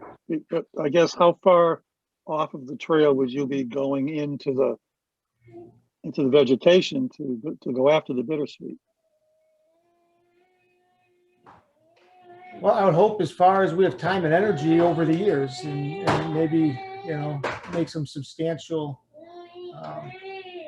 progress in eradicating it in that part of the parcel. And Tony, you're just doing, where you're proposing the path, you're just going to cut bittersweet. You're not trying to deal with other invasives, just bittersweet. Correct. Yeah, just the bittersweet growing up in the trees. Yeah. So you're just cutting, and what's the methodology? Just cutting the vines? Basically, just clipping the vines. I've done it at my house here. I clip probably like a 4-foot section out of the vine, because if you just clip it in one spot, it snakes itself right back up. Right. Over the 3 years I've been here, I've gotten rid of a lot of it, and the trees are starting to fill back in and grow on their own. And it's a big area. It's a really big area to tackle. So I'm not even sure, what manpower we'll have to, extend beyond the immediate reach of the trail. But if you walk back there, you really, it's kind of disappointing and disheartening that, that this wetland resource area is just a big, pile of invasives.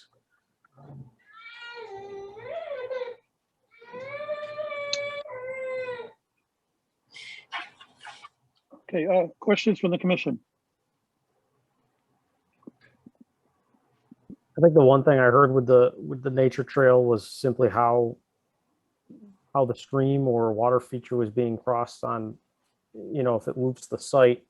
I'm assuming it's kind of perpendicular to where the pond is fed and or where the pond leaves. So, what was being done to cross the water on either side. Nothing in this project. That would involve a notice of intent. That's correct. So the trail will stay on, whatever side of the water the rest of the property's on. It's not going to cross to the other side of the stream. Well, the trail will come around both sides and meet at the stream, but it won't cross the stream. Okay. Yeah. So right. So it'll kind of go down to the stream from both sides. So it's not going to be a loop at this time. Not yet. Okay. Right. There already is a crossing at the feed side. There's a cement, a pipe, whatever you call that, culvert, a cement culvert on the feed side. So it's easy to cross up there. It's on the exit side that we'd have to do an NOI. Yeah, when we walked it, it was a fairly wide stream coming out of the pond. So it would need a very substantial bridge, I think, to get across there safely. That's correct. Okay. As long as that's not in right now, then I'm No, I'm it's okay. not. I just wanted to make sure. I didn't recall from before. Other questions?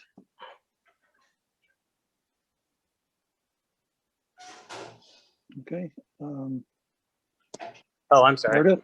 There we go. Oh, welcome, Cliff. Oh, how you doing?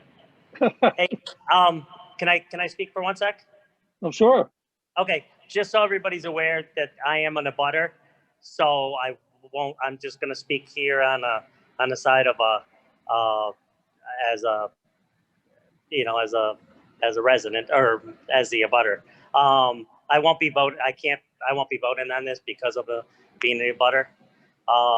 So I just wanted to say that for the nature trail, not the nature trail, the along the road and I think his parking lot he's proposing.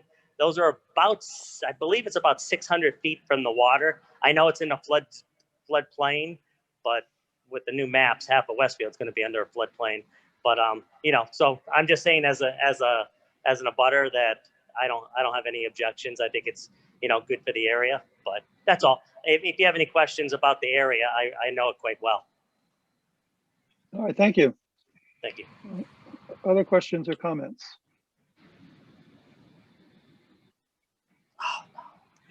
All right. Any questions from the audience concerning this project?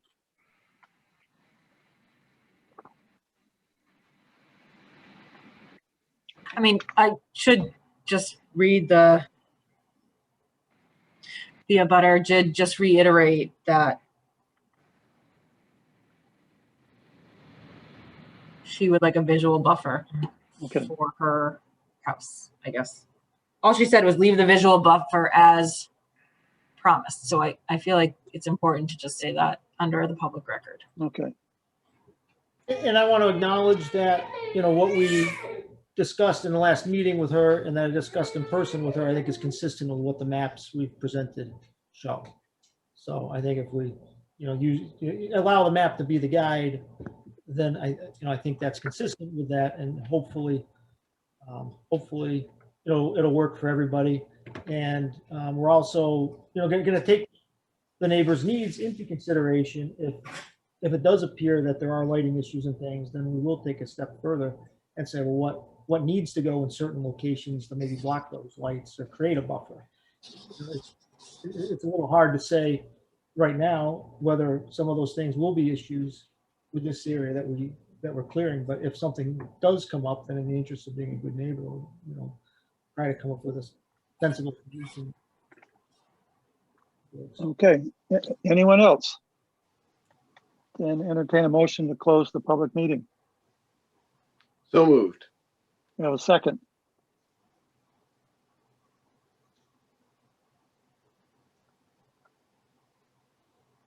Tom, you should probably second it since I was missing. I'll second the motion.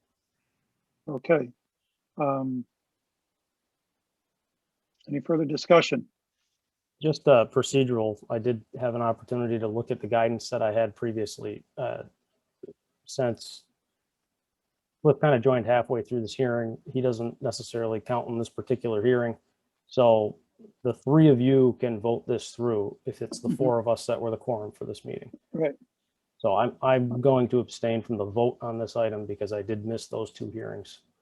But the three of you can act on behalf of the Okay. commission. Yeah. If you note from Meredith's notes, there are several different recommendations. So we need, you know, when we act on them, we need to look at each one separately. And you know, one of them does involve recommending a notice of intent for part of the work because of the mowing involved. So I just want you to note that if you haven't a copy of the agenda notes in front of you, that's what's being recommended. So on the motion, all in favor? Tom? I'm sorry, David. The motion is what? To close the public meeting. I'll vote in favor of that. Okay. Carl? Yes. Okay. Alex? And I'll abstain. You abstain? Cliff? Abstain. Okay, and I'll vote yes. So the meeting is closed. So we have, again, three recommendations. So I would like a motion on each of them separately. And I apologize, but I do need to add something to each of them probably, Okay, given the new, I forgot about the invasive cutting associated with the path. I didn't okay, realize that. In clarification, we have to issue a negative, again, -3 is for buffer zone projects and -2s are for resource area projects. So by saying, yeah, so. so work on the path is a resource area or a buffer zone. Yes, but the motion is that you issue a -2 and you're saying the work described is within an area subject to protection under the act, but will not remove, fill, dredge, or alter this area. So you don't need a notice of intent for the path. For the path. And you Okay, don't, even with the added item of the, trying to eliminate the invasives on either side of the path.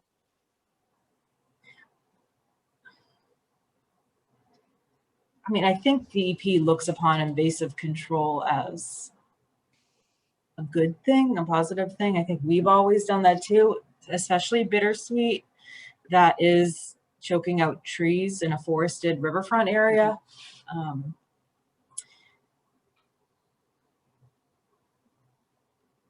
Okay, You know, often for invasive control projects, we do get notices of intent, and then it's pretty easy to approve that work. It's permissible to do invasive control with an order of conditions. It's just Mhm. getting a little tricky to do it the with a RDA. determination of applicability. Yeah. So we're kind of back to square one.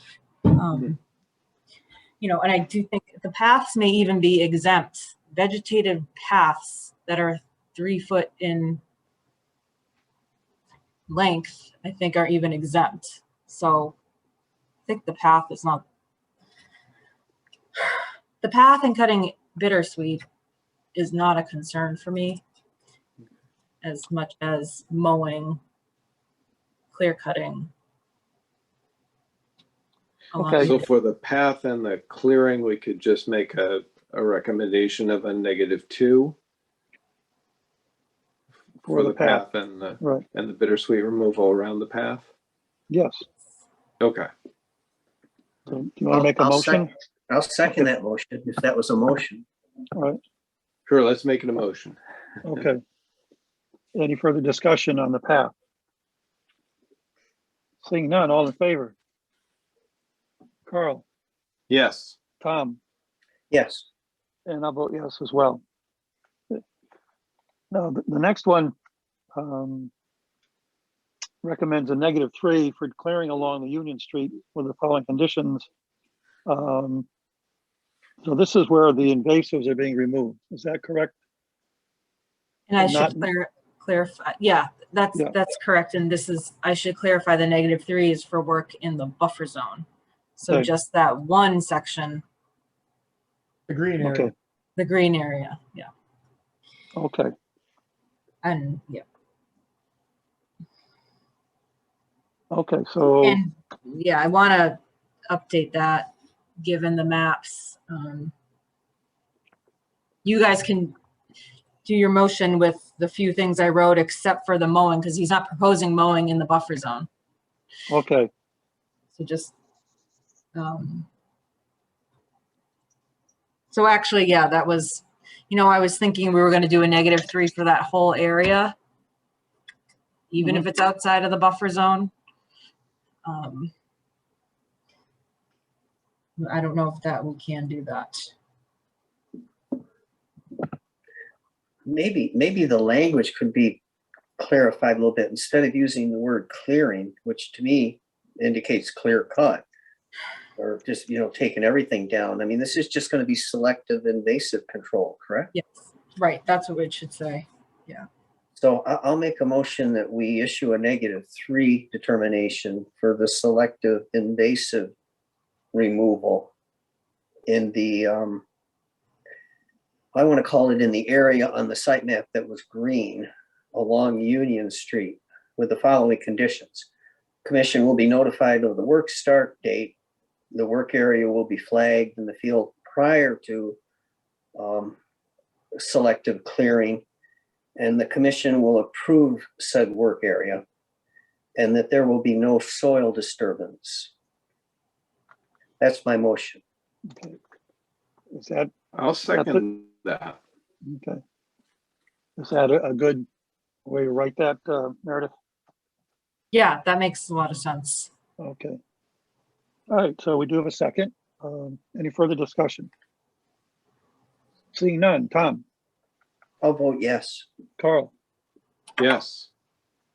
Alex, Oh, he Abstained. Yeah. Yeah. Cliff abstains. Okay, I'll vote yes as well.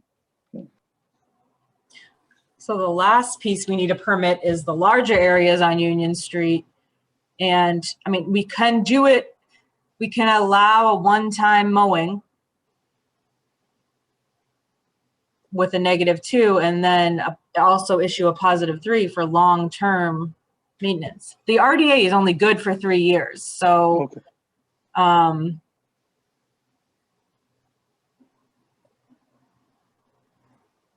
Or we So just if- say, no, we need a notice of intent for everything, but this will be back in front of us for the same project, I imagine. In the So future. in 3 years, wouldn't he want to mow it more than once?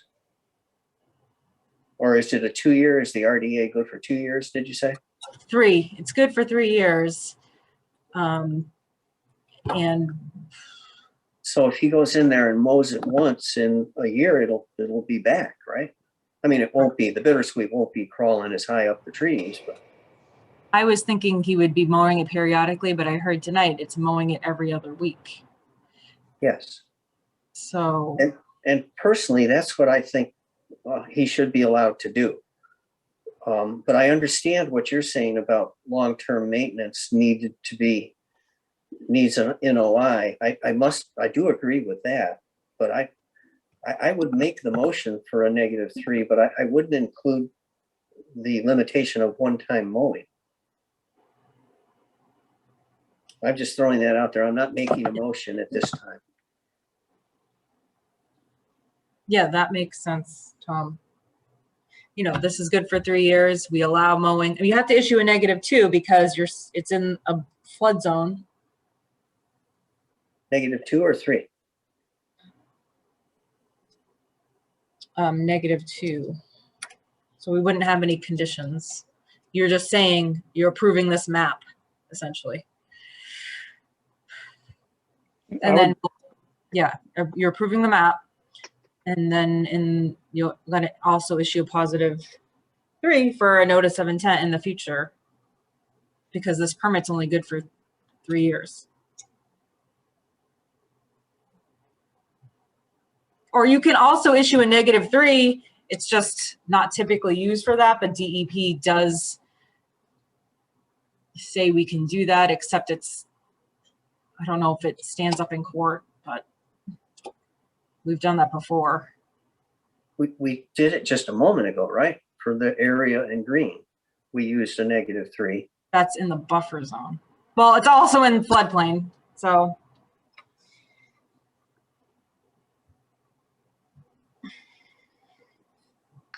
If we made this is a question more than anything else for Meredith. If we did a -2 and then said he had to come back for an NOI in 3 years, would that work? It would actually give him an opportunity to sort of do what he wanted to do, and then we can all look at it and get feedback from the abutter, for instance, particularly the one across the street, as to whether that was satisfactory, and then could move forward on that. Would that be an appropriate thing to do? Yeah, that's what I was trying to get at. Yeah, Mhm. -2 and then +3 for long term. I mean, this gives him 3 years to mow it, and that's not saying you can put a lawn in, you know, that's just mowing the invasives, hopefully leaving the native stuff and helping the trees stay healthy in that area. I think that makes the most sense as far as the regs go. That would seem a good way of sort of test running this and making sure that the goal that we're all after is actually being achieved. All right, so you would couple this as a -3 and a +3, correct? So we I just thought add it was on, a -2 and a -3. Negative Or sorry, yeah, -2 and a 2, +3. +3. That makes sense. Why are we worried about 3 years from now? In 3 years, when the RDA expires, he'll come back either with an RDA or an NOI. Why are we trying to Right. think 3 years out? Well, this gives the applicant notice that this is what we expected, 3 years, and a notice of intent. Well, I just don't get it, but And that addresses the concept of long-term, whereas the RDA is the short-term. Right. So you'd either need to string together a whole bunch of RDAs or eventually put it into an NOI to make it more permanent. right. So why are we tonight dictating that it become an NOI when he may want to come back as an RDA in 3 years? So we have that choice. In 3 years. Yes, but I think at some point we need to have a little more control. Mhm. And the NOI will do that for us. Especially because the long-term plan was supposedly lawn in that area. I wasn't sure if that was something the commission was after, is more lawn. As well as,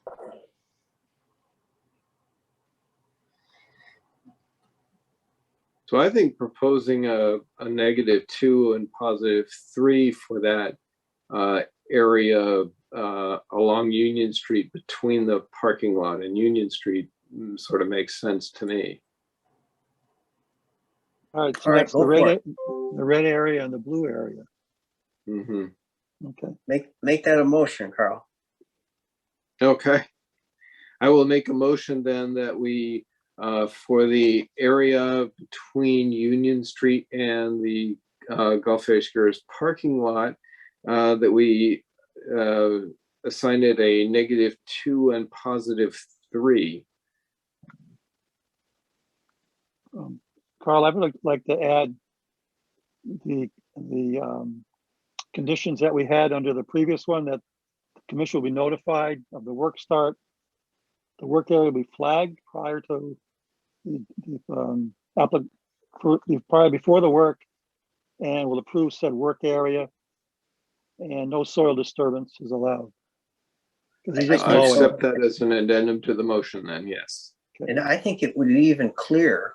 I'm worried about clarity, even clearer if we said that no trees will be removed as part of the conditions.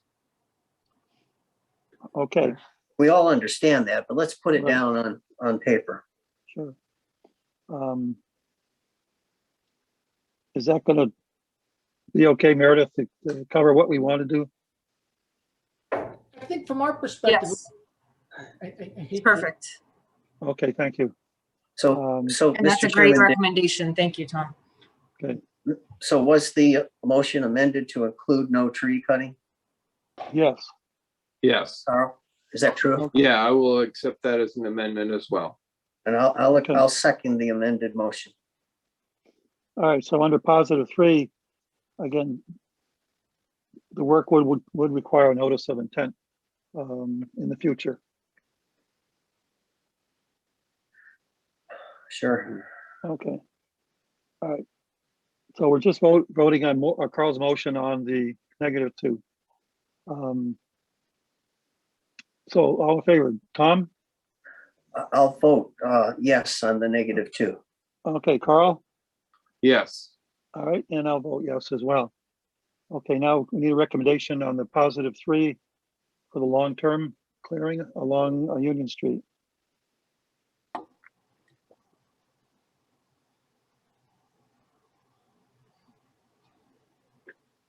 Again, I'm not comfortable with that. Why are we doing that? Let's do it in 3 years. Things may change. I mean, this should have been a notice of intent from the get-go because it's work in a resource area. So we're being lenient by saying -2. But you're right, it's going to expire in 3 years and then nothing else is allowed without another permit. So you can decide later.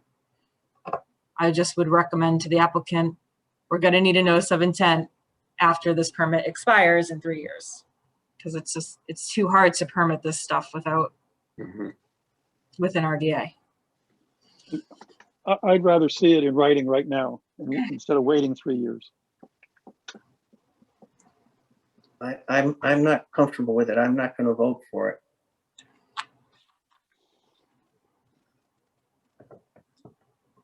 So how do we do that? There's three Oh. people. I mean, what do you guys do? We've Well, done, somebody needs we've made three motions. The fourth motion, I just don't think is necessary tonight.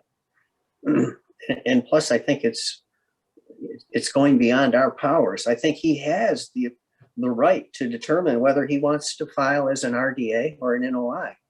And if in 3 years we feel an NOI is required, we'll say, sorry, your RDA is not accepted. You've got to do an NOI. But why would we do it tonight? We could send him a letter saying, hey, it's our intention in 3 years, or most likely in 3 years, you will need a notice of intent. But for us to dictate it tonight, I'm just not, I'm not there with that.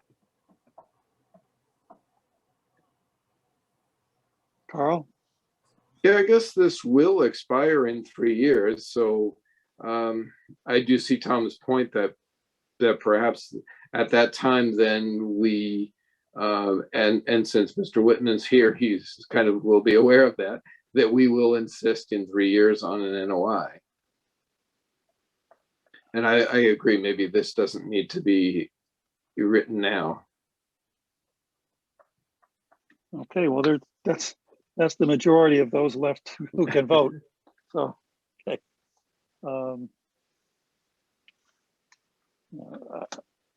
We're I'm done. of the opposite opinion, but that's okay. That's okay. What about explain what you would like David to see? Just this a necessary NOI in 3 years? Yes, I would like to put in writing that when the applicant comes back in 3 years, they have to do an NOI. That's all it would say.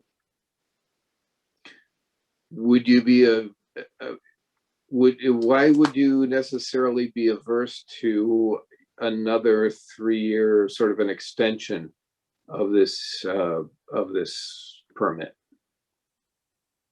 I mean, as an RDA? Right.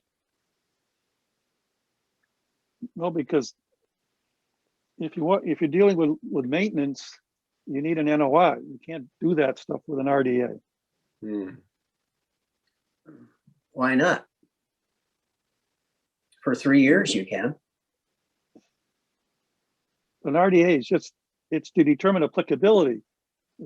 And you know, I think, as Meredith said, we've been very lenient, and this probably should have started as an NOI.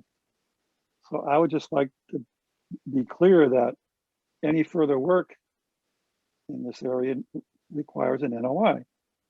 And I just rather state it now than have the applicant come back in 3 years and give us an RDA, and we go through this whole process again. But if you still feel that way in 3 years, David, the commission could deny the RDA, and it would turn into an NOI, or at least that would be his option at that point. Well, if that's going to be the goal, then why not just give it to him now and skip a second RDA? Because Meredith. RDA is only good for 3 years. Meredith. Yeah, I think we obviously need a majority vote on this one. Mr. Whitman probably understands by now that I highly recommend a notice of intent for this type of project because it's just a lot easier to permit, and we get straightforward comments from DEP.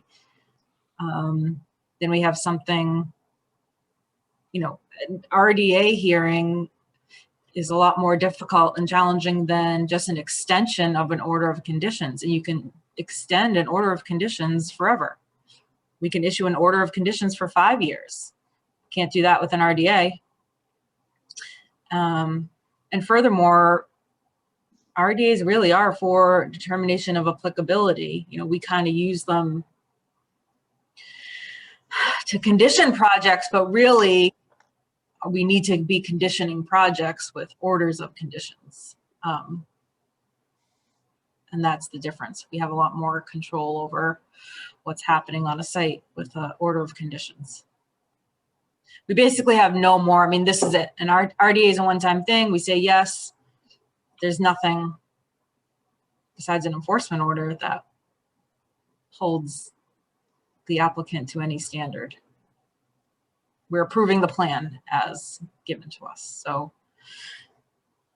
again, it's going to expire in 3 years. We'll see what happens then. I guess I think the motion did fail, so we should move on. Well, there wasn't any motion, so, Oh, there wasn't a motion. no, it wasn't a motion. Okay. Sorry. Well, So I don't- I'll give you one more chance. Anybody want to make a motion? Seeing none, we're moving on. All right. Thank you. All right. Okay. Thank you. Thank you. Item 5, enforcement, 115 West Silver Street. Mr. Gray, thank you for waiting.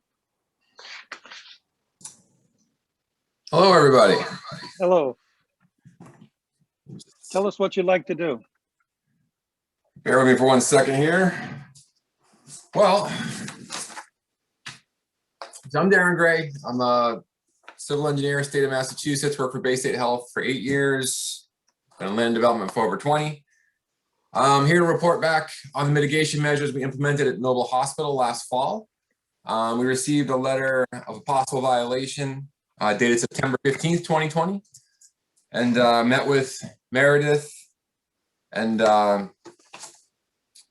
looking for the names here, Chairman Doe and Mr. Floric out at the site to review the conditions out there. It all came about because we had done an emergency tank replacement for one of our generators at the hospital. And someone had notified the Conservation Commission of an issue. Upon the site walk, there was no issues with the tank replacement. But what was found was the embankment on the downhill side of the parking lot. They observed that the plow has been pushing gravel material over the side for some years.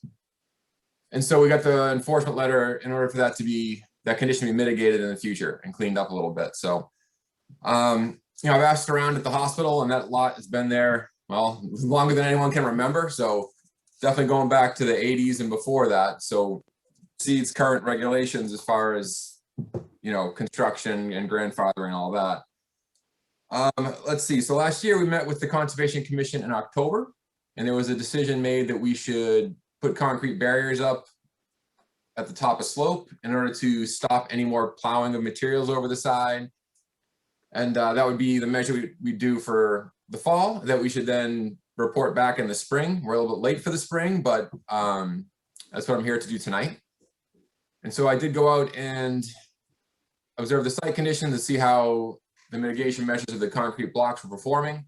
I observed some localized channelization at some locations in the blocks.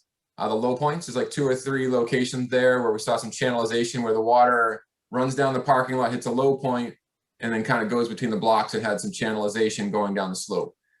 So I kind of brainstormed on that and talked to some contractor colleagues about it, and then met with Meredith out there, and we conducted a site walk to observe and discuss options. And let's see, I'm gonna try to share my screen here so I can pull this off.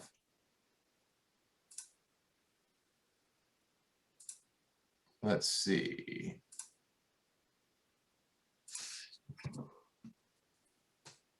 So I'd drawn up this plan here after Meredith and I had met. So you can see at the top here, we put these, it's called a waste block, which basically when the concrete trucks come back, they have extra concrete, they throw it into these forms to make this block. You see it in retaining walls and things. So these are placed all along the top of slope with a buffer to the edge of the top of slope, so back like 3 or 4 feet from top of slope. So we did shrink our parking lot slightly when we did this. And this picture is from the spring. And upon visiting the site, observing site conditions, we saw, I counted the gaps, right, where I saw that the water was contributing to some channelization in these 3 areas. And so after reading that, after looking through it all and thinking about it from a drainage design perspective, I think what would be best is to create sort of it's almost like a sediment forebay or a energy dissipator level spreader almost, but to install a layer of filter fabric on the ground top it with riprap up about a foot high or so. So that as water comes through these blocks, it's not coming through one section where it's gonna be the low point, just shooting through.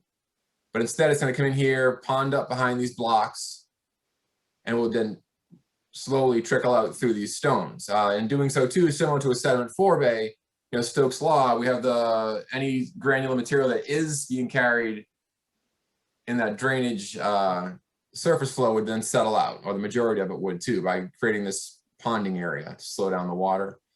And then we'd also alleviate the concerns with channelization. What we're trying to do here is implement an additional mitigation measure on top of the blocks, and the blocks were successful last year. We worked with the contractor too, who was plowing, and a plow contractor can be tough to manage because they're often there in the middle of the night. But I know did a nice job working with them to communicate the issue and the concerns of the city and Conservation Commission. So the blocks I thought worked really well, but I did see this issue. So this was a sketch I pulled together after meeting with Meredith.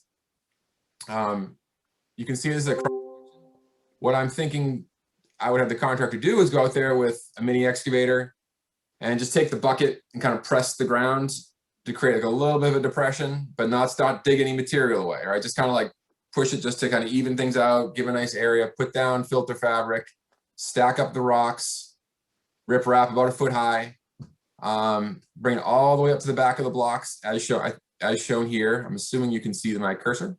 Mhm.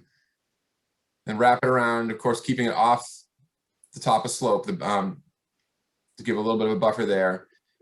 And then doing this is going to help, again, it all worked well. This is just one additional enhancement to the installation that was done last fall. And I'm asking the commission to, review and comment with me tonight. And hopefully with this, give us approval to go ahead and do this and then close out the topic for Noble. Thank you. Do we have questions from the commission? So Darren, this riprap berm is are there going to be several, like in the illustration? Several, every 4 cement block, or will it be one long?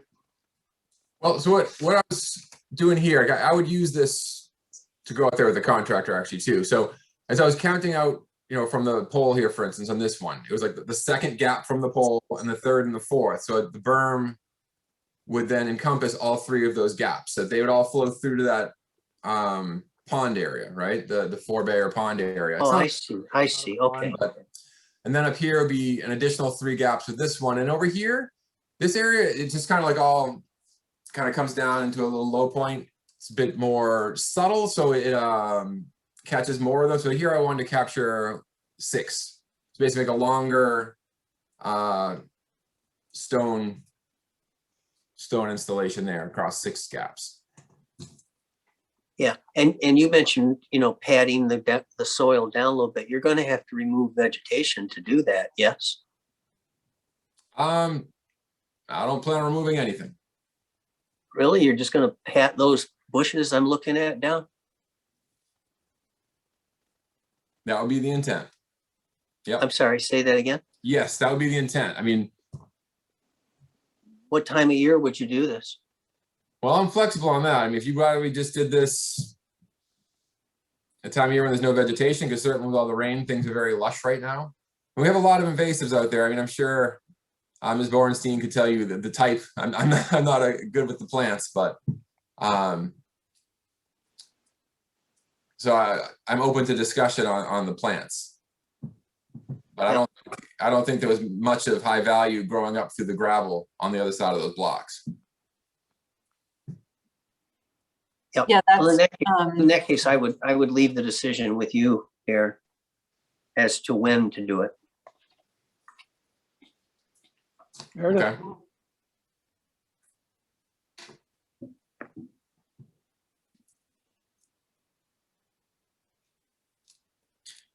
Okay, I guess it's with me. I mean, I know Kent Brothers was scheduled to do some work here, and I actually had them delay because I said, listen, let me have the meeting first.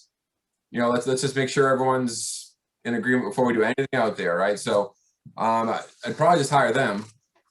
to do the work. They do like an annual maintenance out there, and I'm going to encourage Noble to stay on top of their maintenance at this site 1 to 2 times a year, to go in there and just kind of clean up the potholes and make sure there's no fines being placed out there.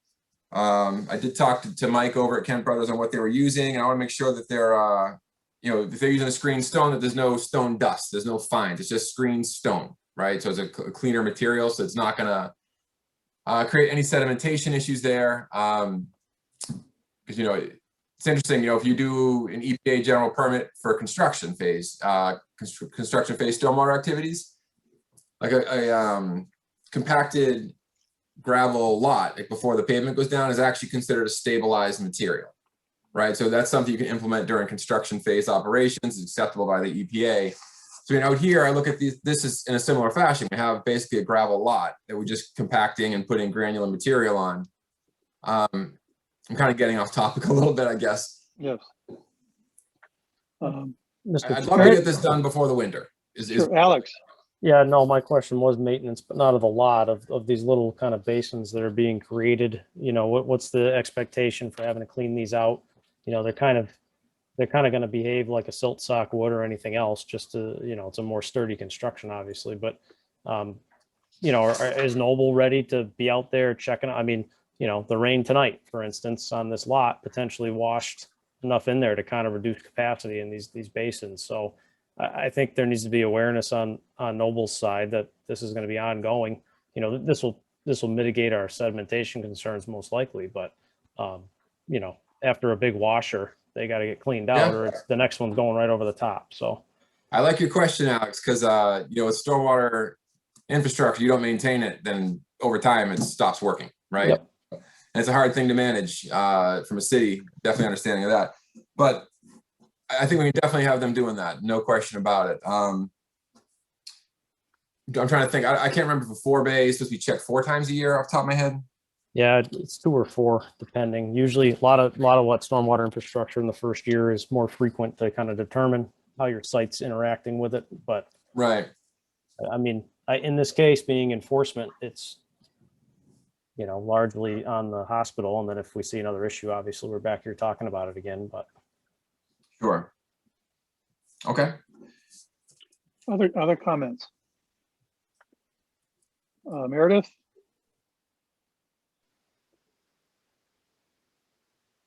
You're muted. Sorry, hey everyone. Darren, are you going to have to excavate behind the barriers? I'm just not understanding. You're putting a foot-high riprap berm so water ponds in front of it and settles out, right? And do you have to dig out anything in front of the barrier? No, I'm basically planning on just installing it on the surface. Being sensitive to the fact we're talking about buffer zone areas here, I don't want to excavate at all. So what I was thinking about was taking, as you're over there with the excavator, just, take the back side of the bucket and just kind of press it into the ground, just to make a little depression there, just to get this so the fabric has something to sit in. Otherwise, I don't want to have it so the fabric's there and water gets underneath it, right? So I want to get that fabric down, pressed into place, then get stone on top of it, thoroughly cover it. So that was the intent, Meredith, not to do any digging. Okay, yeah, thank you for clarifying that. Yeah, And do you Darren, I need you to clear it up for me now.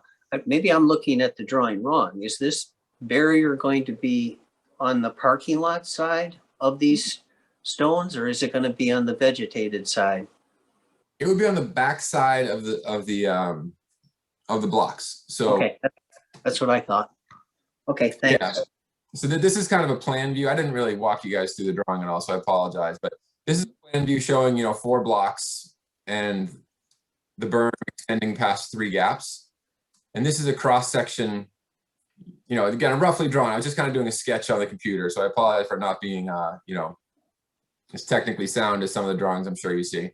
But oh no, your drawing is fine. Your drawing is good. Thanks. So this would be a cross section. Just again, just kind of schematics to show the intent. I would certainly go out, but this is a cross section, just kind of showing how we just create a little bit of a depression there without digging. Just kind of press it in there, press the fabric in, top it with all the stone, And that's what would extend along the back there. Okay, thank you. Any other questions? Mr. Chairman, I'd like to hear from you. You visited this site. Does this look like a workable solution? I think it's a good idea. It'll prevent stuff from getting in between the stones and down over the hill. And as Alex said, just, you know, the maintenance is going to be the key, you know, keeping those cleaned out.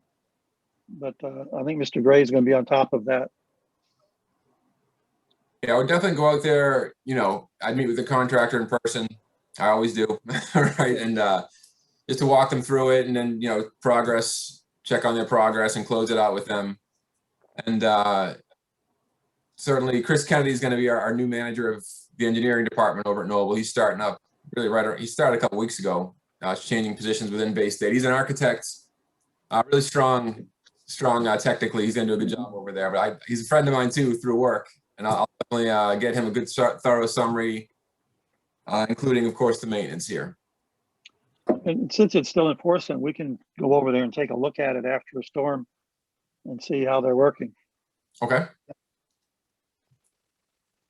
Okay, any other questions?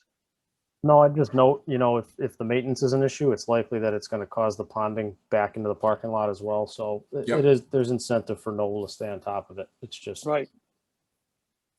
Yeah, and I've thought about that too, because this will, you know, in a big storm event, this is going to cause a pond in the parking lot.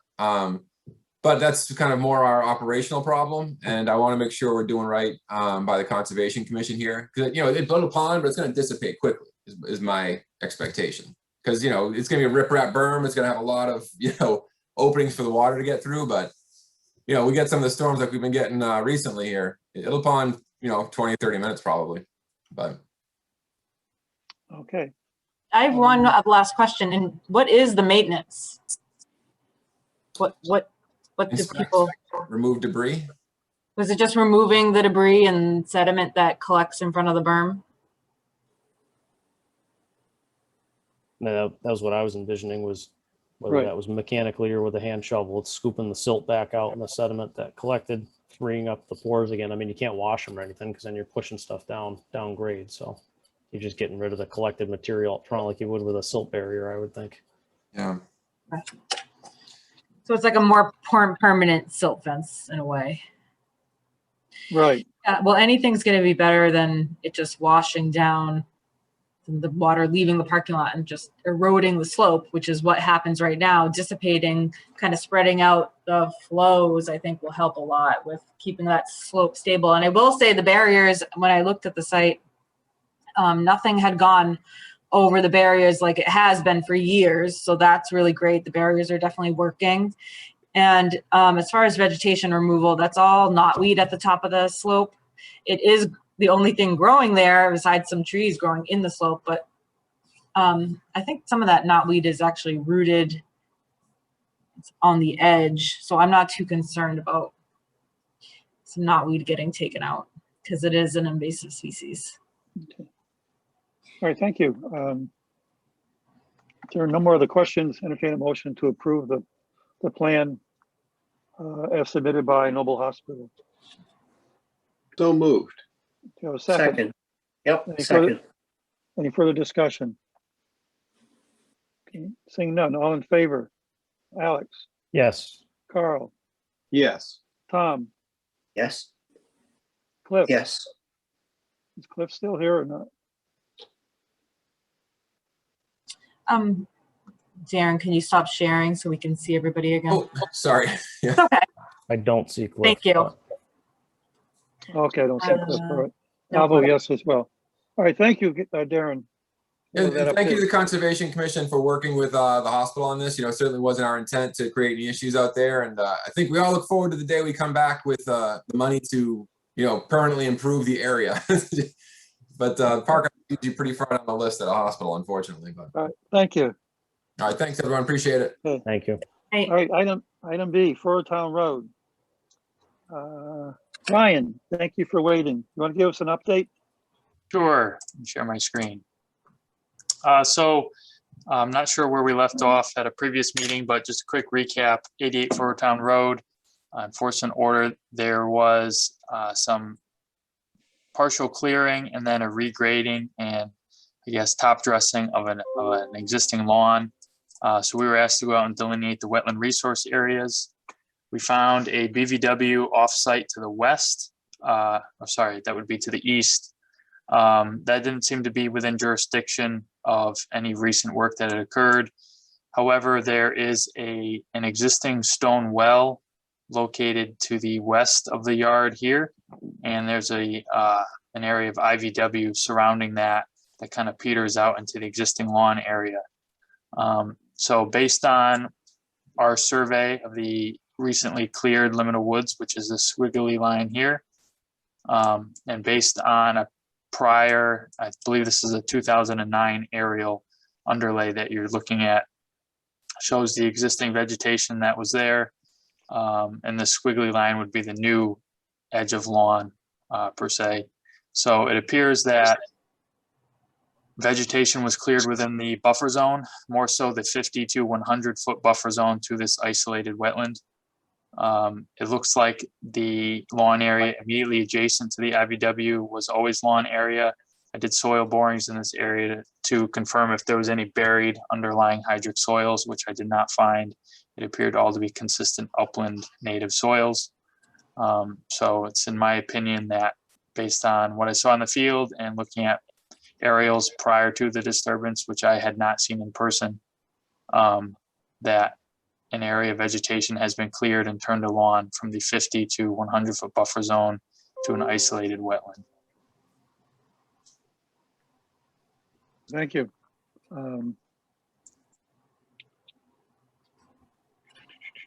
So what, you were updating the plan with a 50-foot buffer monumentation and some shrub plantings? So I wasn't sure, I guess, on the direction as to, I wanted to hash out where those shrubs would be placed. Are we Yep. looking? Sorry. Meredith, go ahead. Go ahead. Yeah, Mary. Mr. Chair, sorry, we did do a site visit with Mrs. Streeter. Tom and I were able to get out there this week and we looked at this area, and Levesque has done a good job of the flagging. We did note clearing in the buffer zone, excuse me, to IVW. And in speaking with Ms. Streeter, excuse me, I was tossing around the idea of monumenting the 50-foot buffer zone and having it be a no-mow zone, but given that it's always been lawn, well, at least the part directly adjacent to the IVW has been lawn for quite some time. I was open to the idea. She suggested maybe doing some native shrub plantings there instead. I didn't realize that, you know, upon looking at the site, it doesn't appear that an area in the buffer zone was stumped and grubbed, even though it looks like that on this aerial. So I think because this is an isolated wetland, I think just installing some shrubs within the 50-foot buffer would be a good idea. And maybe some monumentation, so if the property ever is sold, that future owners know that there's a buffer zone there that's to be maintained. All right, is that agree with the commission? Some monumentation and some shrubs inside the 50-foot. That sounds like a good resolution to me, yes. Okay, I guess I would rather go towards the higher number. You know, Meredith gave us a list of, you know, a range of 5 to 10. I guess I like the 10 better than the 5, but Or maybe we could I don't know if Levesque wants to put a planting plan together based on the area that was cleared in that zone. 10 shrubs may not be enough. I'm not sure.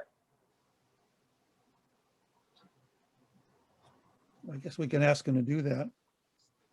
And then we need to decide on some monumentation, whether that's birdhouses or a sign. I mean, this is in Ms. Streeter's backyard, but One sign would do the trick, I think. Okay. So maybe if Levesque could update the plan. Sure, we can do that. Not a problem. Okay. Great. I, Well, I thank you. visited the site and I'm comfortable with this solution also, but just like I was saying for Fowler Road, I would, thank you, Ryan. I would like to see it on a plan before I vote to approve it. And I must have stepped it off wrong because I thought the 50 foot from that well was much closer to the garage there, the building on the right.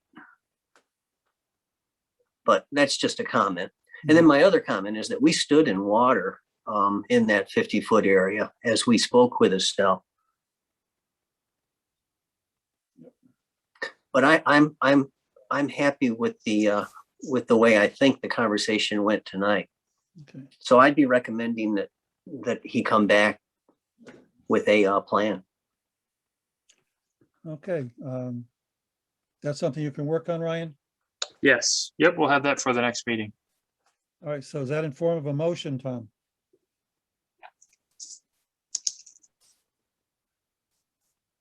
I'm sorry, were you looking for a motion? Please. I'd make a motion that we continue this until our meeting on August the 7th to allow the engineer to provide a planting plan. Can you have a second? I'll note that it's the next meeting will be the 10th. And it also ought to include a monument of the 50-foot zone, and then I'll second it. Okay. Thank you, Carl. Sure. Any further discussion? Okay, seeing none. Carl, Yes. Alex, Yes. Tom, I'll vote yes. and I will too. Thank you. Item C, 1760 East Mountain Road. Do we have an update, Meredith? Oh, thank you, Estelle. I saw Estelle was here still. So 1760, this was a buffer clearing the buffer zone project violation, sorry. And I have been reaching out to the folks and I haven't heard back. Well, I heard back once and they know they're supposed to be planting shrubs in the buffer zone and restoring it. They were told by a landscaper or something that it's not a good idea to plant shrubs in the summer, which is usually true, but this year it's been really wet, so it probably would have been a fine year to plant the shrubs. Nonetheless, you know, I don't want shrubs to go wasted, and it's a waste of money to plant, money and effort, I should say. So I think I'm going to put a deadline on them if you guys are amenable to the end of September for the plantings. And then if we don't get compliance by then, take further action. Okay, how's that feel to the commission? Sounds reasonable to me. Meredith, did you say that they did submit a plan? Is that correct? Yeah, they submitted just a written. A written plan? Yeah, it's not a plan like we just saw, you know, and if we want them to do that, I need to communicate that to them. I think that would be nice to, because, yeah, we've asked it of the other applicants. Nothing fancy. It doesn't have to be engineered, just a sketch, an idea of how many, where they're going to go, what the spacing would be. Okay, this was the one where the homeowner doesn't speak English, and I was working with I can't remember. I think she was a niece or something, but I will communicate that to her and hopefully she will communicate that or be able to give us something. Okay, Guys, good luck. Spacing and Joey. thank you. Thank you. Okay, so I'll revisit this one in the fall. All right, thank you. So let's have a motion that Meredith will submit a letter giving them up until the end of September to do the plantings after providing a planting map to her. So moved. Does that have a second? Second. All right. Any further discussion? Seeing none. Carl, Yes. Tom, Yes. Alex, Yes. and I'll vote yes as well. Okay, item 6, discussion, request for a certificate of compliance. So this is regarding some fences that have been installed with gates. And Meredith has checked this out, I think, and seems like everything is ready to issue the certificate. Yes, this was the one that we permitted in the flood zone, a fence in the flood zone down near Main Street. And so the applicant did install the fence correctly. There's 2 gates where we asked him to install gates so they could be opened up in case of a flood. And then the fence was installed about 6 inches off the ground. So I was very pleased. Usually people don't get that right. We often ask for it. So yeah, I think we can have a motion to issue a COC and release their bond. If Okay. you I'd like guys, to make the I mean, I motion. have photos, but it's up to you if you really want to see some fence photos. I'm good if Meredith's good. Yeah, I trust if you think it was well installed, that it's well installed. Yeah. okay, so who'd like to give the motion? I'll make I'll the make the motion. motion that we release the COC, or release the bond and accept the COC for 22 Verona Street. Okay, you want to second that, Alex? I will second that motion. Okay, any further discussion? Seeing none, all in favor? Tom, Yes. Alex, Yes. Carl? Yes. And I'll vote yes as well. Okay, another request for certificate from 666 Montgomery Road. This is one that was issued, let me see now, 31 years ago. Well, I guess 26. It was never recorded. So we need to issue another COC so the house can be sold, basically. So I need a motion to reissue a COC for item 333-219. So moved. You have a second? I'll second that. Okay, are there any discussion? Seeing none, This is pretty straightforward. yes, it was issued 26 years ago, but it was never recorded. So we're just Okay, reissuing it. Yeah. All right. Okay, so all in favor, Tom, Yes. Carl, Yes. Alex? Yes. I'll vote yes as well. Okay, 700 East Mountain Street, East Mountain Road. We need to ratify an emergency certification for cleaning out a culvert by the DEP, or Department of Public Works. So we have a motion to ratify the emergency certification. So moved. Do I have a second? Second. Okay, any discussion? Meredith, have they done the work? Yes, they've done the work. They let me know. And yeah, this was cleaning a clogged culvert. It's probably like 50 years of sediment, and it caused flooding on East Mountain Road. So it was an emergency. All right, all in favor, Tom, Yes. Carl, Yes. Alex? Yes, and maybe they won't wait 50 years next time. I'll Yeah. vote yes as well. That's what I recommended. All right, 218 Belanger Road. I don't need a motion to ratify another emergency certification for a failed septic system to be demolished. I'll make that motion. We have a second. Second. Okay, any discussion? So it was replaced, I take it? They put a new one in? No, they're going to demolish it and leave it. This is a kind of a weird one, but they're it's going to be demolished and left, well, decommissioned, so there's nothing in it anymore and filled. You know, the appropriate way to decommission a septic system and actually demolish the house too.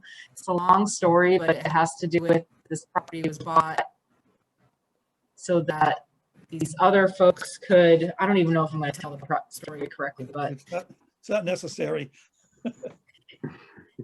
this property is going to be left as is. I don't think they're going to do anything with it except demolish the house and the septic because they need that septic system to go away because they need a well to be activated.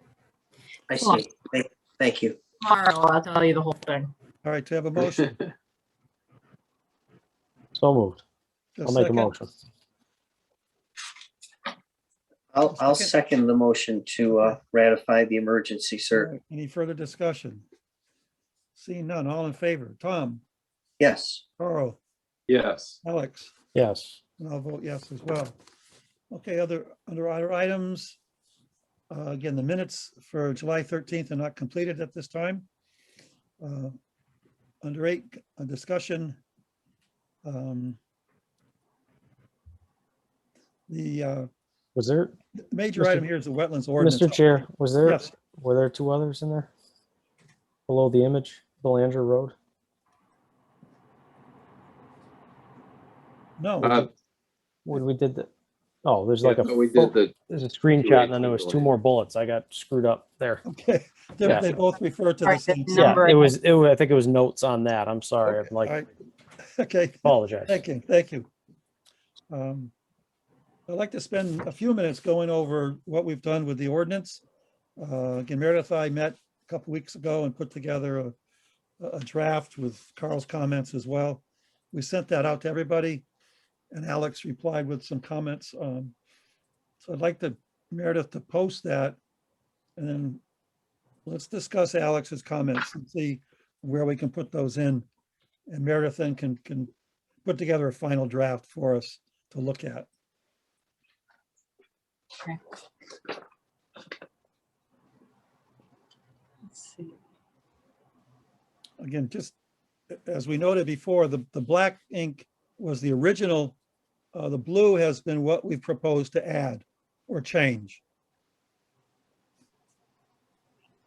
And Alex's are in little notes, I think. Yeah, I Hopefully made little word comments. Yep. So what's this one? All right. So I think I was just, I read through, I tried to read through the whole ordinance to refresh myself too, but it says this ordinance in the jurisdiction of the Conservation Commission as conferred herein shall not apply to those lands or projects subject to the provisions.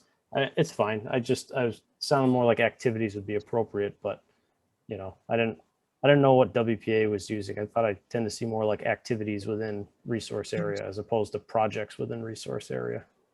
We can change it if the commission wants. Just a syntax. I'm not. Yeah, I think activities is more of a word that I see in Wetlands Protection Act. It caught my eyes. I went through. yeah, I think if we can be consistent, that would be good.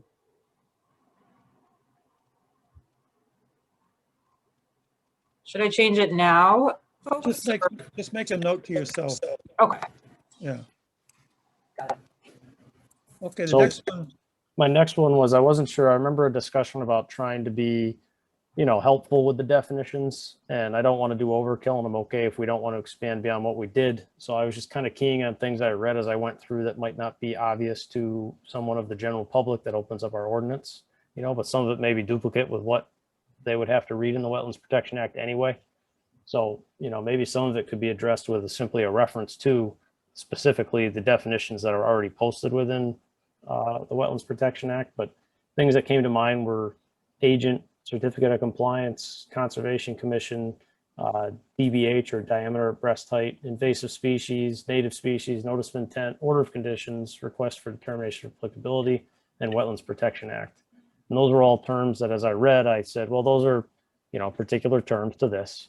And it may be helpful to have some of them defined, but again, if these are already defined in the Wetlands Protection Act, we could simply refer to it.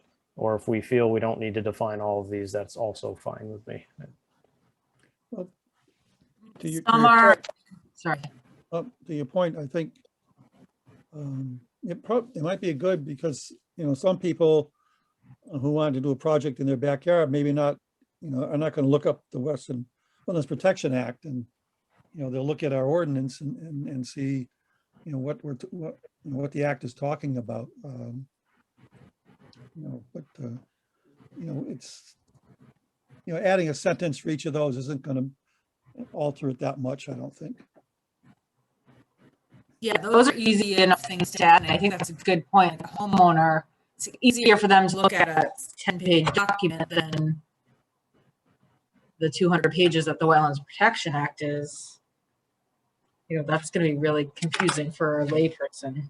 And I guess the Yeah. only other was that we did talk at one point about having maybe a companion document that was some kind of frequently asked questions or general helpful information. And if we're going to do that, perhaps some of this can be there instead of here. But again, my intent was assisting residents, you know, who are trying to come to the board with their own projects. Because a consultant's not even going to read the definition section. Right. No. I wonder about making that more of a appendix that would be at the end, where people might not get bogged down in it, but again, if they needed to refer to something, it would be there. Well, and then in theory, if we wanted to add definitions, we wouldn't have to go to city council to do so, as long as it didn't change the stated intent of the bylaw. But Mm.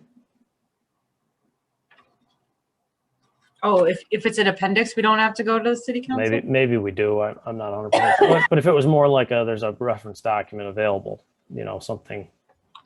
But yeah, probably an appendix. We probably would have to go to them, but like a formal appendix. But These definitions are something that people ask all the time. So, yeah, let's put them on with the other definitions, I think. Okay. All right. So I had a comment under exceptions. We say that seasonal wetlands and isolated wetlands which are less than 30 square feet are not within the jurisdiction of this chapter, unless they're a vernal pool. But under the definition of IVW, I'm pretty sure we said there was basically no de minimis. So there's a little bit of a conflict there, because under, you know, it says it is an IVW, and then down here, I guess we say, it's just confusing. I mean, I guess we can say it's an IVW and that we also are going to say you don't need to file because of it, but it just, I don't know. When I read through it, it kind of said, it just caught my attention. It is confusing. I find that confusing too. It's like, do we protect isolated areas or not? It's just. Yeah, and we say regardless of size that it is, or the exact phrasing under I can show- IVW was isolated vegetated wetlands are areas where the soils are saturated and or inundated such that they support a predominance of wetland indicator plants. There is no minimum square footage for the identification of an isolated vegetated wetland. And then we go down and put a 30 square foot saying it's not within the jurisdiction, which is a weird way to, I guess, put it. Can you go to the next part, Meredith? Where the comment was? Yeah, where the comment was. Yeah, okay. Yes. So let's see. I think this is just let's read this. The commission may exempt the 100-foot buffer area around a seasonal isolated wetland or the seasonal isolated wetland resource area itself if the area of the wetland is less than 400 square feet. It does not appear likely that it's a vernal pond or otherwise critical to wetland values protected by this ordinance.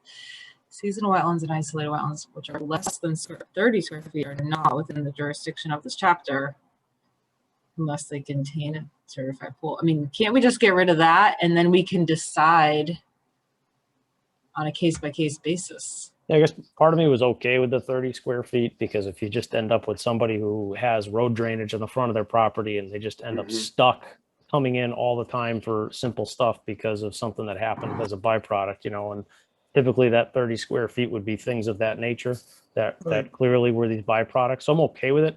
It's just, maybe it's the way that it's written that I wouldn't, you know, I think we still,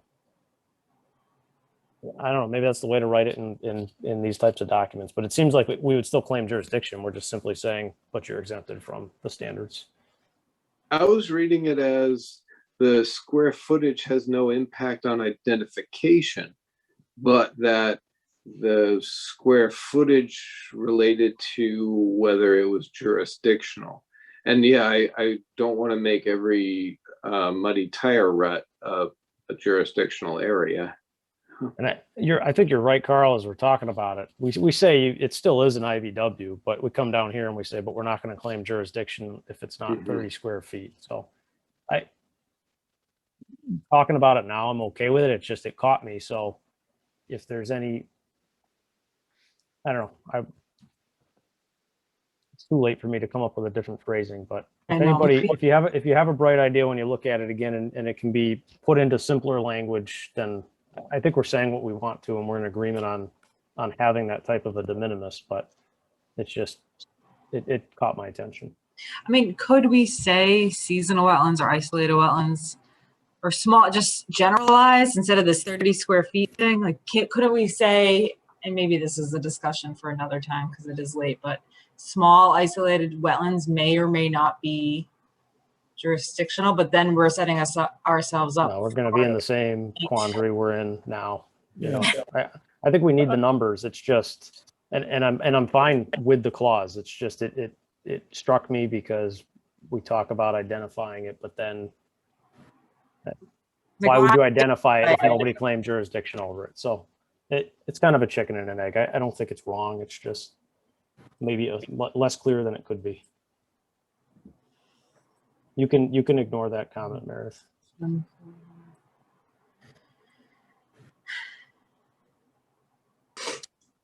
And then we're also setting ourselves up for a debate by, we may exempt the 100-foot buffer zone around a seasonal or isolated wetland. But that one we give ourselves, right? We say if it's less, so if it's between 30 and 400, we give ourselves more flexibility to decide what we want to do. Right. The standard is that it's enforced. We give ourselves the option of not enforcing it or of saying it doesn't apply. Right. And this is where I got the impression when we talked about the inner 50 feet, the last paragraph that I'm looking at is that we use the wording that it has to demonstrate that an alteration inside 50 feet will provide a significant benefit. When we were discussing Fowler Road, the language was a little bit different. But I think I like what we're saying. I think that's what we've been trying to do here. And I just had one comment or question here, which was, I think that I thought of it maybe as it's two separate cases where that, you know, you could do work within the inner 50, like clearing invasives that was of a significant benefit. We would always approve that. You know, the other case is that alterations are absolutely unavoidable. Alterations have been reduced to their smallest possible impact, and alterations have been designed to improve the immediately adjacent protected area to some substantial degree. So to me, it's listed as four things kind of continuously, whereas I think it's actually two cases where you can have a permittable activity that is simply a benefit to the wetland, and they have to come to us, but we're going to say, yeah, absolutely, go do that. You know, they're not trying to build a house, but you're also potentially going to have some structures, particularly existing structures, where you say, yeah, you know what, you really can't do anything else, and you have to replace that septic, or you have to, you know, whatever it is. And we decide as a commission that it is in fact an exception to the new rule that we've created. So I kind of thought the listing, you know, is two cases instead of just one. Well, could you write that out and send it to Meredith? Yeah, it's kind of in the comment. Okay. So it's just will provide a significant benefit, comma, or, and then the other three are need to then be satisfied as one case where it's been minimized, it can't be avoided, and it still provides a benefit Okay. because they've gone and provided mitigation essentially. Can you see how to put that in there, Meredith? Yes, or I'll have to talk to Alex when it's Okay. up. You can Okay. call me, that's fine, yeah. I can figure it out. And then just below that, we say activities or alterations of existing structures within the inner 50 will be considered only if they are activities or structures that can be demonstrated by the applicant who have been conducted or existed prior to the existence of the Wetland Protection Act. And I know that's standard for the Wetlands Protection Act, but for the sake of the local ordinance, does it legally need to be when the ordinance was enacted initially? And maybe that's a question for Shanna, but like, what's the precedent here? Is it the actual Wetlands Protection Act, or is it the first city ordinance that we issued? So I, Oh, that's like a legal department question. We're not going to answer that one. Yeah, which came first, the chicken or the egg? Yeah. I mean, a lot of stuff was done before wetlands protection and before the ordinance, because when was the ordinance enacted? What, 95? I think, 93. 93, and we have been just saying wetlands protection.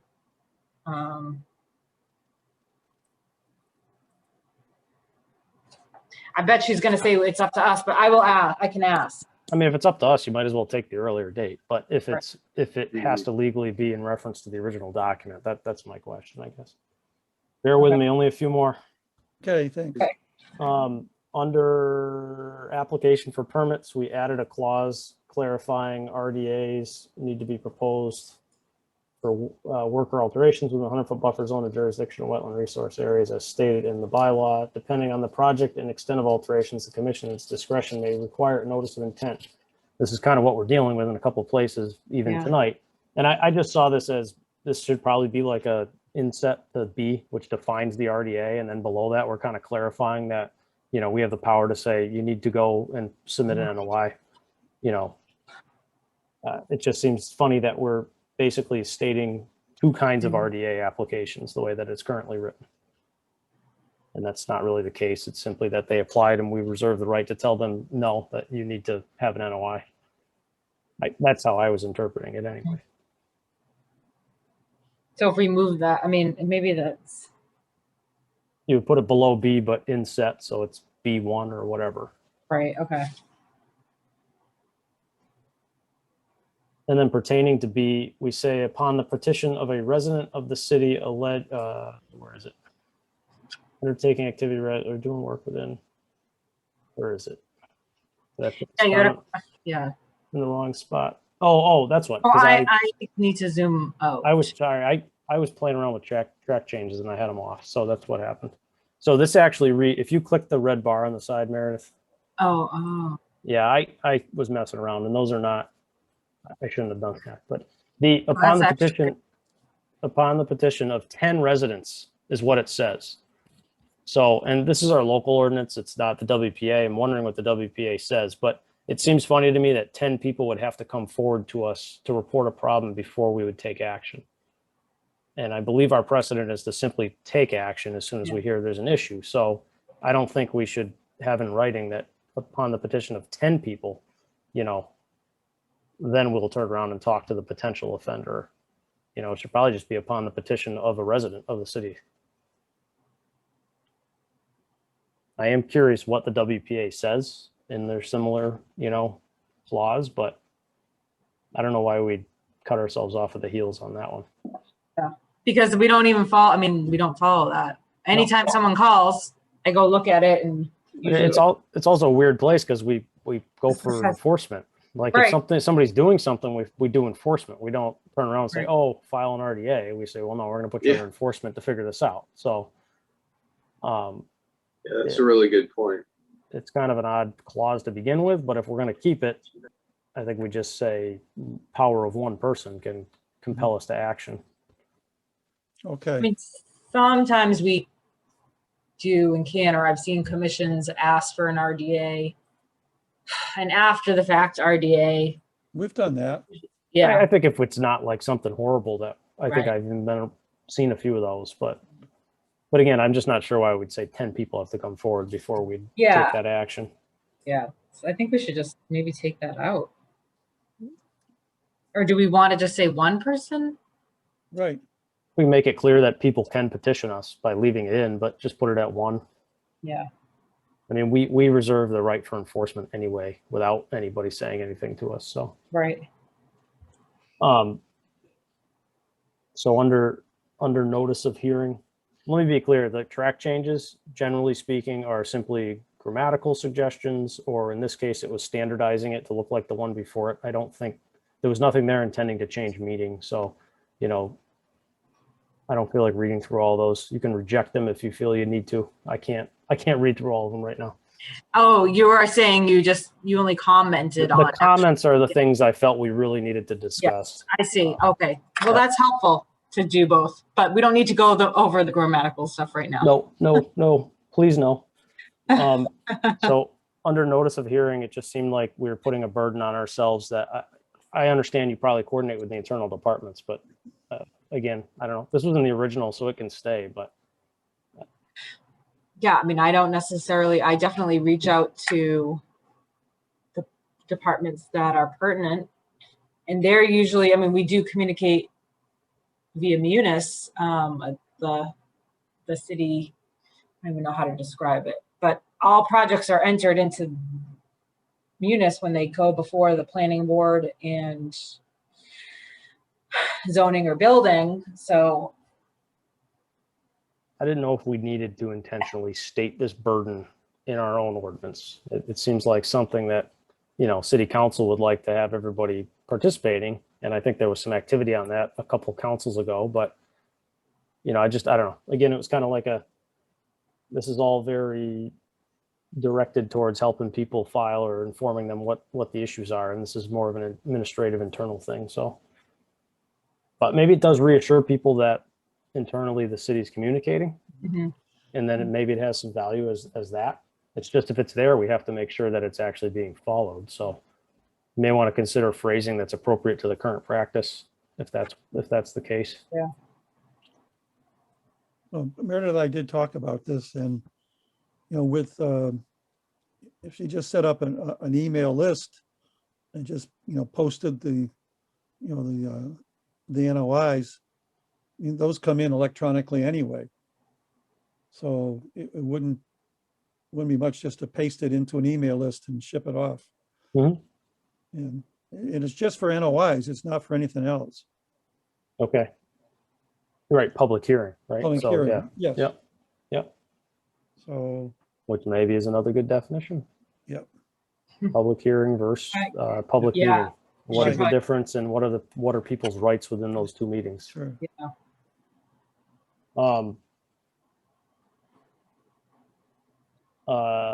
Under security, which Meredith will jump down to in a minute, I'm sure, but it's simply, again, we say that the commission may require as a permit condition that a performance and observance of other conditions be secured by one or both of the following methods.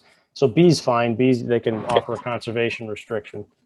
But for A, we say by a cash bond or check in the amount determined by the commission to be sufficient and payable to the city of Westfield. The methods of security for city or Commonwealth projects are defined in the orders of condition as issued by the Westfield Conservation Commission. So we're giving ourselves the flexibility with the city projects. And I was simply recommending this be described as two separate cases, one for publicly financed projects and one for privately financed projects. Because state and local jobs are the ones that have their own bonds and insurance, where if something goes wrong, a surety is going to step in to make sure the work gets completed, that the subcontractors get paid, things like that. That's the reason we waive bonds on city jobs, because they are bonded by nature of being publicly funded. It's the cash bond that we really need for anything that's privately financed, and that would be the homeowners and the developers and all that type of stuff. Those are the people we say we need a $10,000 bond, or we need a whatever bond from. I guess the way that I'm recommending it be constructed would be more consistent with what people coming in are familiar with seeing, and I think it just makes it a little bit more intuitive. It certainly would make it clearer, to my mind anyway, as a person who came in to do something before the Conservation Commission, of, why do I have to pay a bond and they don't, or something like that. So I agree. I like that.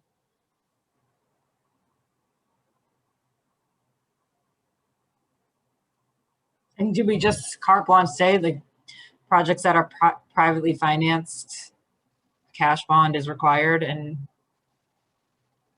Yeah, cash bond or check in the amount. I mean, I'm totally fine with what the items are. It's just basically saying that's the requirement for privately financed projects. it's like clarifying. Okay. So maybe just put in, two paragraphs, one about the private and one about the public. Okay. Yep. Yeah, you could go A, B, and then B could become C, or, Yeah. It could be for bonded projects in set, 1, 2. You could organize it either way. Okay. Any others? I think my only others were about potential tree stuff, which I pasted into this document at the bottom, but Meredith that also was put in the email. I just threw it in here to keep my comments in one spot. But one was just a definition. In terms of well, I'll go in order. I'm sorry. Large trees, 20-inch DBH. The owner shall plant a native tree sapling or 2 native shrubs for each large tree cut. And I was just wondering, we're talking about mature trees, so we're not going to get any canopy back out of this. So I didn't know if that was a consideration. I think we just went through a hearing tonight where we said you're going to cut trees down and you're going to put shrubs in because there's a septic consideration. So we want to leave ourselves flexibility, but I think our default would be that we would want the canopy reestablished over time. Mhm. So I don't know if our default, if again, this kind of comes under that burden of proving that you need some relief from replacing the tree you cut down. If we can see that and understand that from the application, then we can approve 2 shrubs instead of the tree or something. But to me, it seems like not as good as saying you cut it down, you got to go plant a tree, 20 feet over where it's going to fit. Okay. I also wonder if this wants to be something about minimum expectations are so that we have flexibility to require more of these plantings. If that seems appropriate for a particular project. If we're going to do that, I'd bookend it, right? I'd say these are the minimum expectations, and number 6 would be we reserve the right to tell you got to do more. I mean, yeah, I think you have to say it plainly, or you're going to get Right. challenged on it. mm-hmm. I mean, or we would want it to up, this is just a draft. I put this in here as just a discussion point. We can ask for 1-to-1 or 2-to-1 mitigation for tree cutting. Mm-hmm. And I think it's better to start with more and then have a number 6 is, and you can't comply with this, there has to be a good reason why, or something to that extent. Giving us an out, like the example tonight, they don't want to plant trees near their septic system. Well, that's understandable. So they're going to have to plant extra shrubs. And I guess I'd be in favor if you're going to put trees back. I guess I'd be in favor of 1-to-1. Just in general, within an individual property, sometimes it's hard to increase just practically. And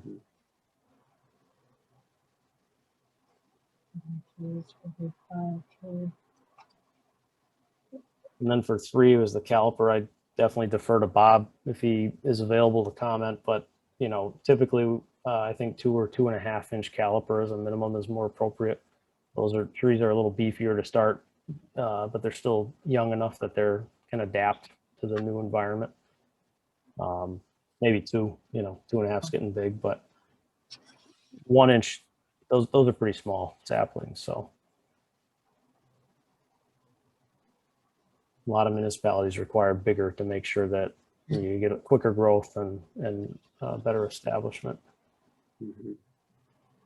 And then my last one was just, I don't disagree with, having some kind of provision. Obviously, the things that we required need to work, right? The trees need to survive. I'm just thinking of the implications on those cash bonds we're requiring. It gets weird when we get into the invasive, because it's like, if you got knotweed, we're going to hold a bond on somebody for 5 years, and that kind of is what it is. Yeah. But I don't know, if we're going to make trees, which are going to be on 50%, 60% of projects, we're automatically going to be holding bonds for 2 years now on everybody, if we're going to say that they need to survive the 2 years. So just a thought. It's not, and I know that this one's kind of in draft, but we just have to think about the ripple effect of some of these as well. Okay, well, I think we'll take these under advisement, and Meredith and I can work on, inserting these into the, into the ordinance, and then send out a fresh copy to everybody. Sounds great. Those are, great suggestions to, to make it clear for us and for the public. Yeah. I had one quick comment on the tree cutting, the tree removal policy. where the numbering was going along, and then there were sub numbers, but I think it yeah. would be clearer if those were A, B, C instead of restarting as 1, 2, 3. Oh, yeah. Just that's- again, sort of a rather minor technical point. Thought you were about to break out in a song there, Carl. ABC 1, 2, 3. Yeah, there you go. Yeah, that's a good point. I appreciate that comment and all the comments. This has been really great. And I think we're really getting somewhere solid with this. It's really becoming a good work in progress. And the issue, one of the issues that we had in the meeting today sort of adds a little bit of urgency to this. I think as soon as we can get it, it would be really good. Yeah, because it's going to keep coming up. Sure. Mhm. Well, thank you very much. It's getting late, and I'm sure Peter would like to get some sleep. Oh, poor Peter. Yes.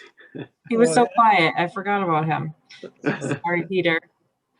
So we didn't cause many Motion to- problems tonight. To adjourn. No moves. So a second. I'll second. Okay, all in favor. Tom, Yes. Carl, Yes. Alex, Yes. and I'll vote yes. Again, thank you, Peter.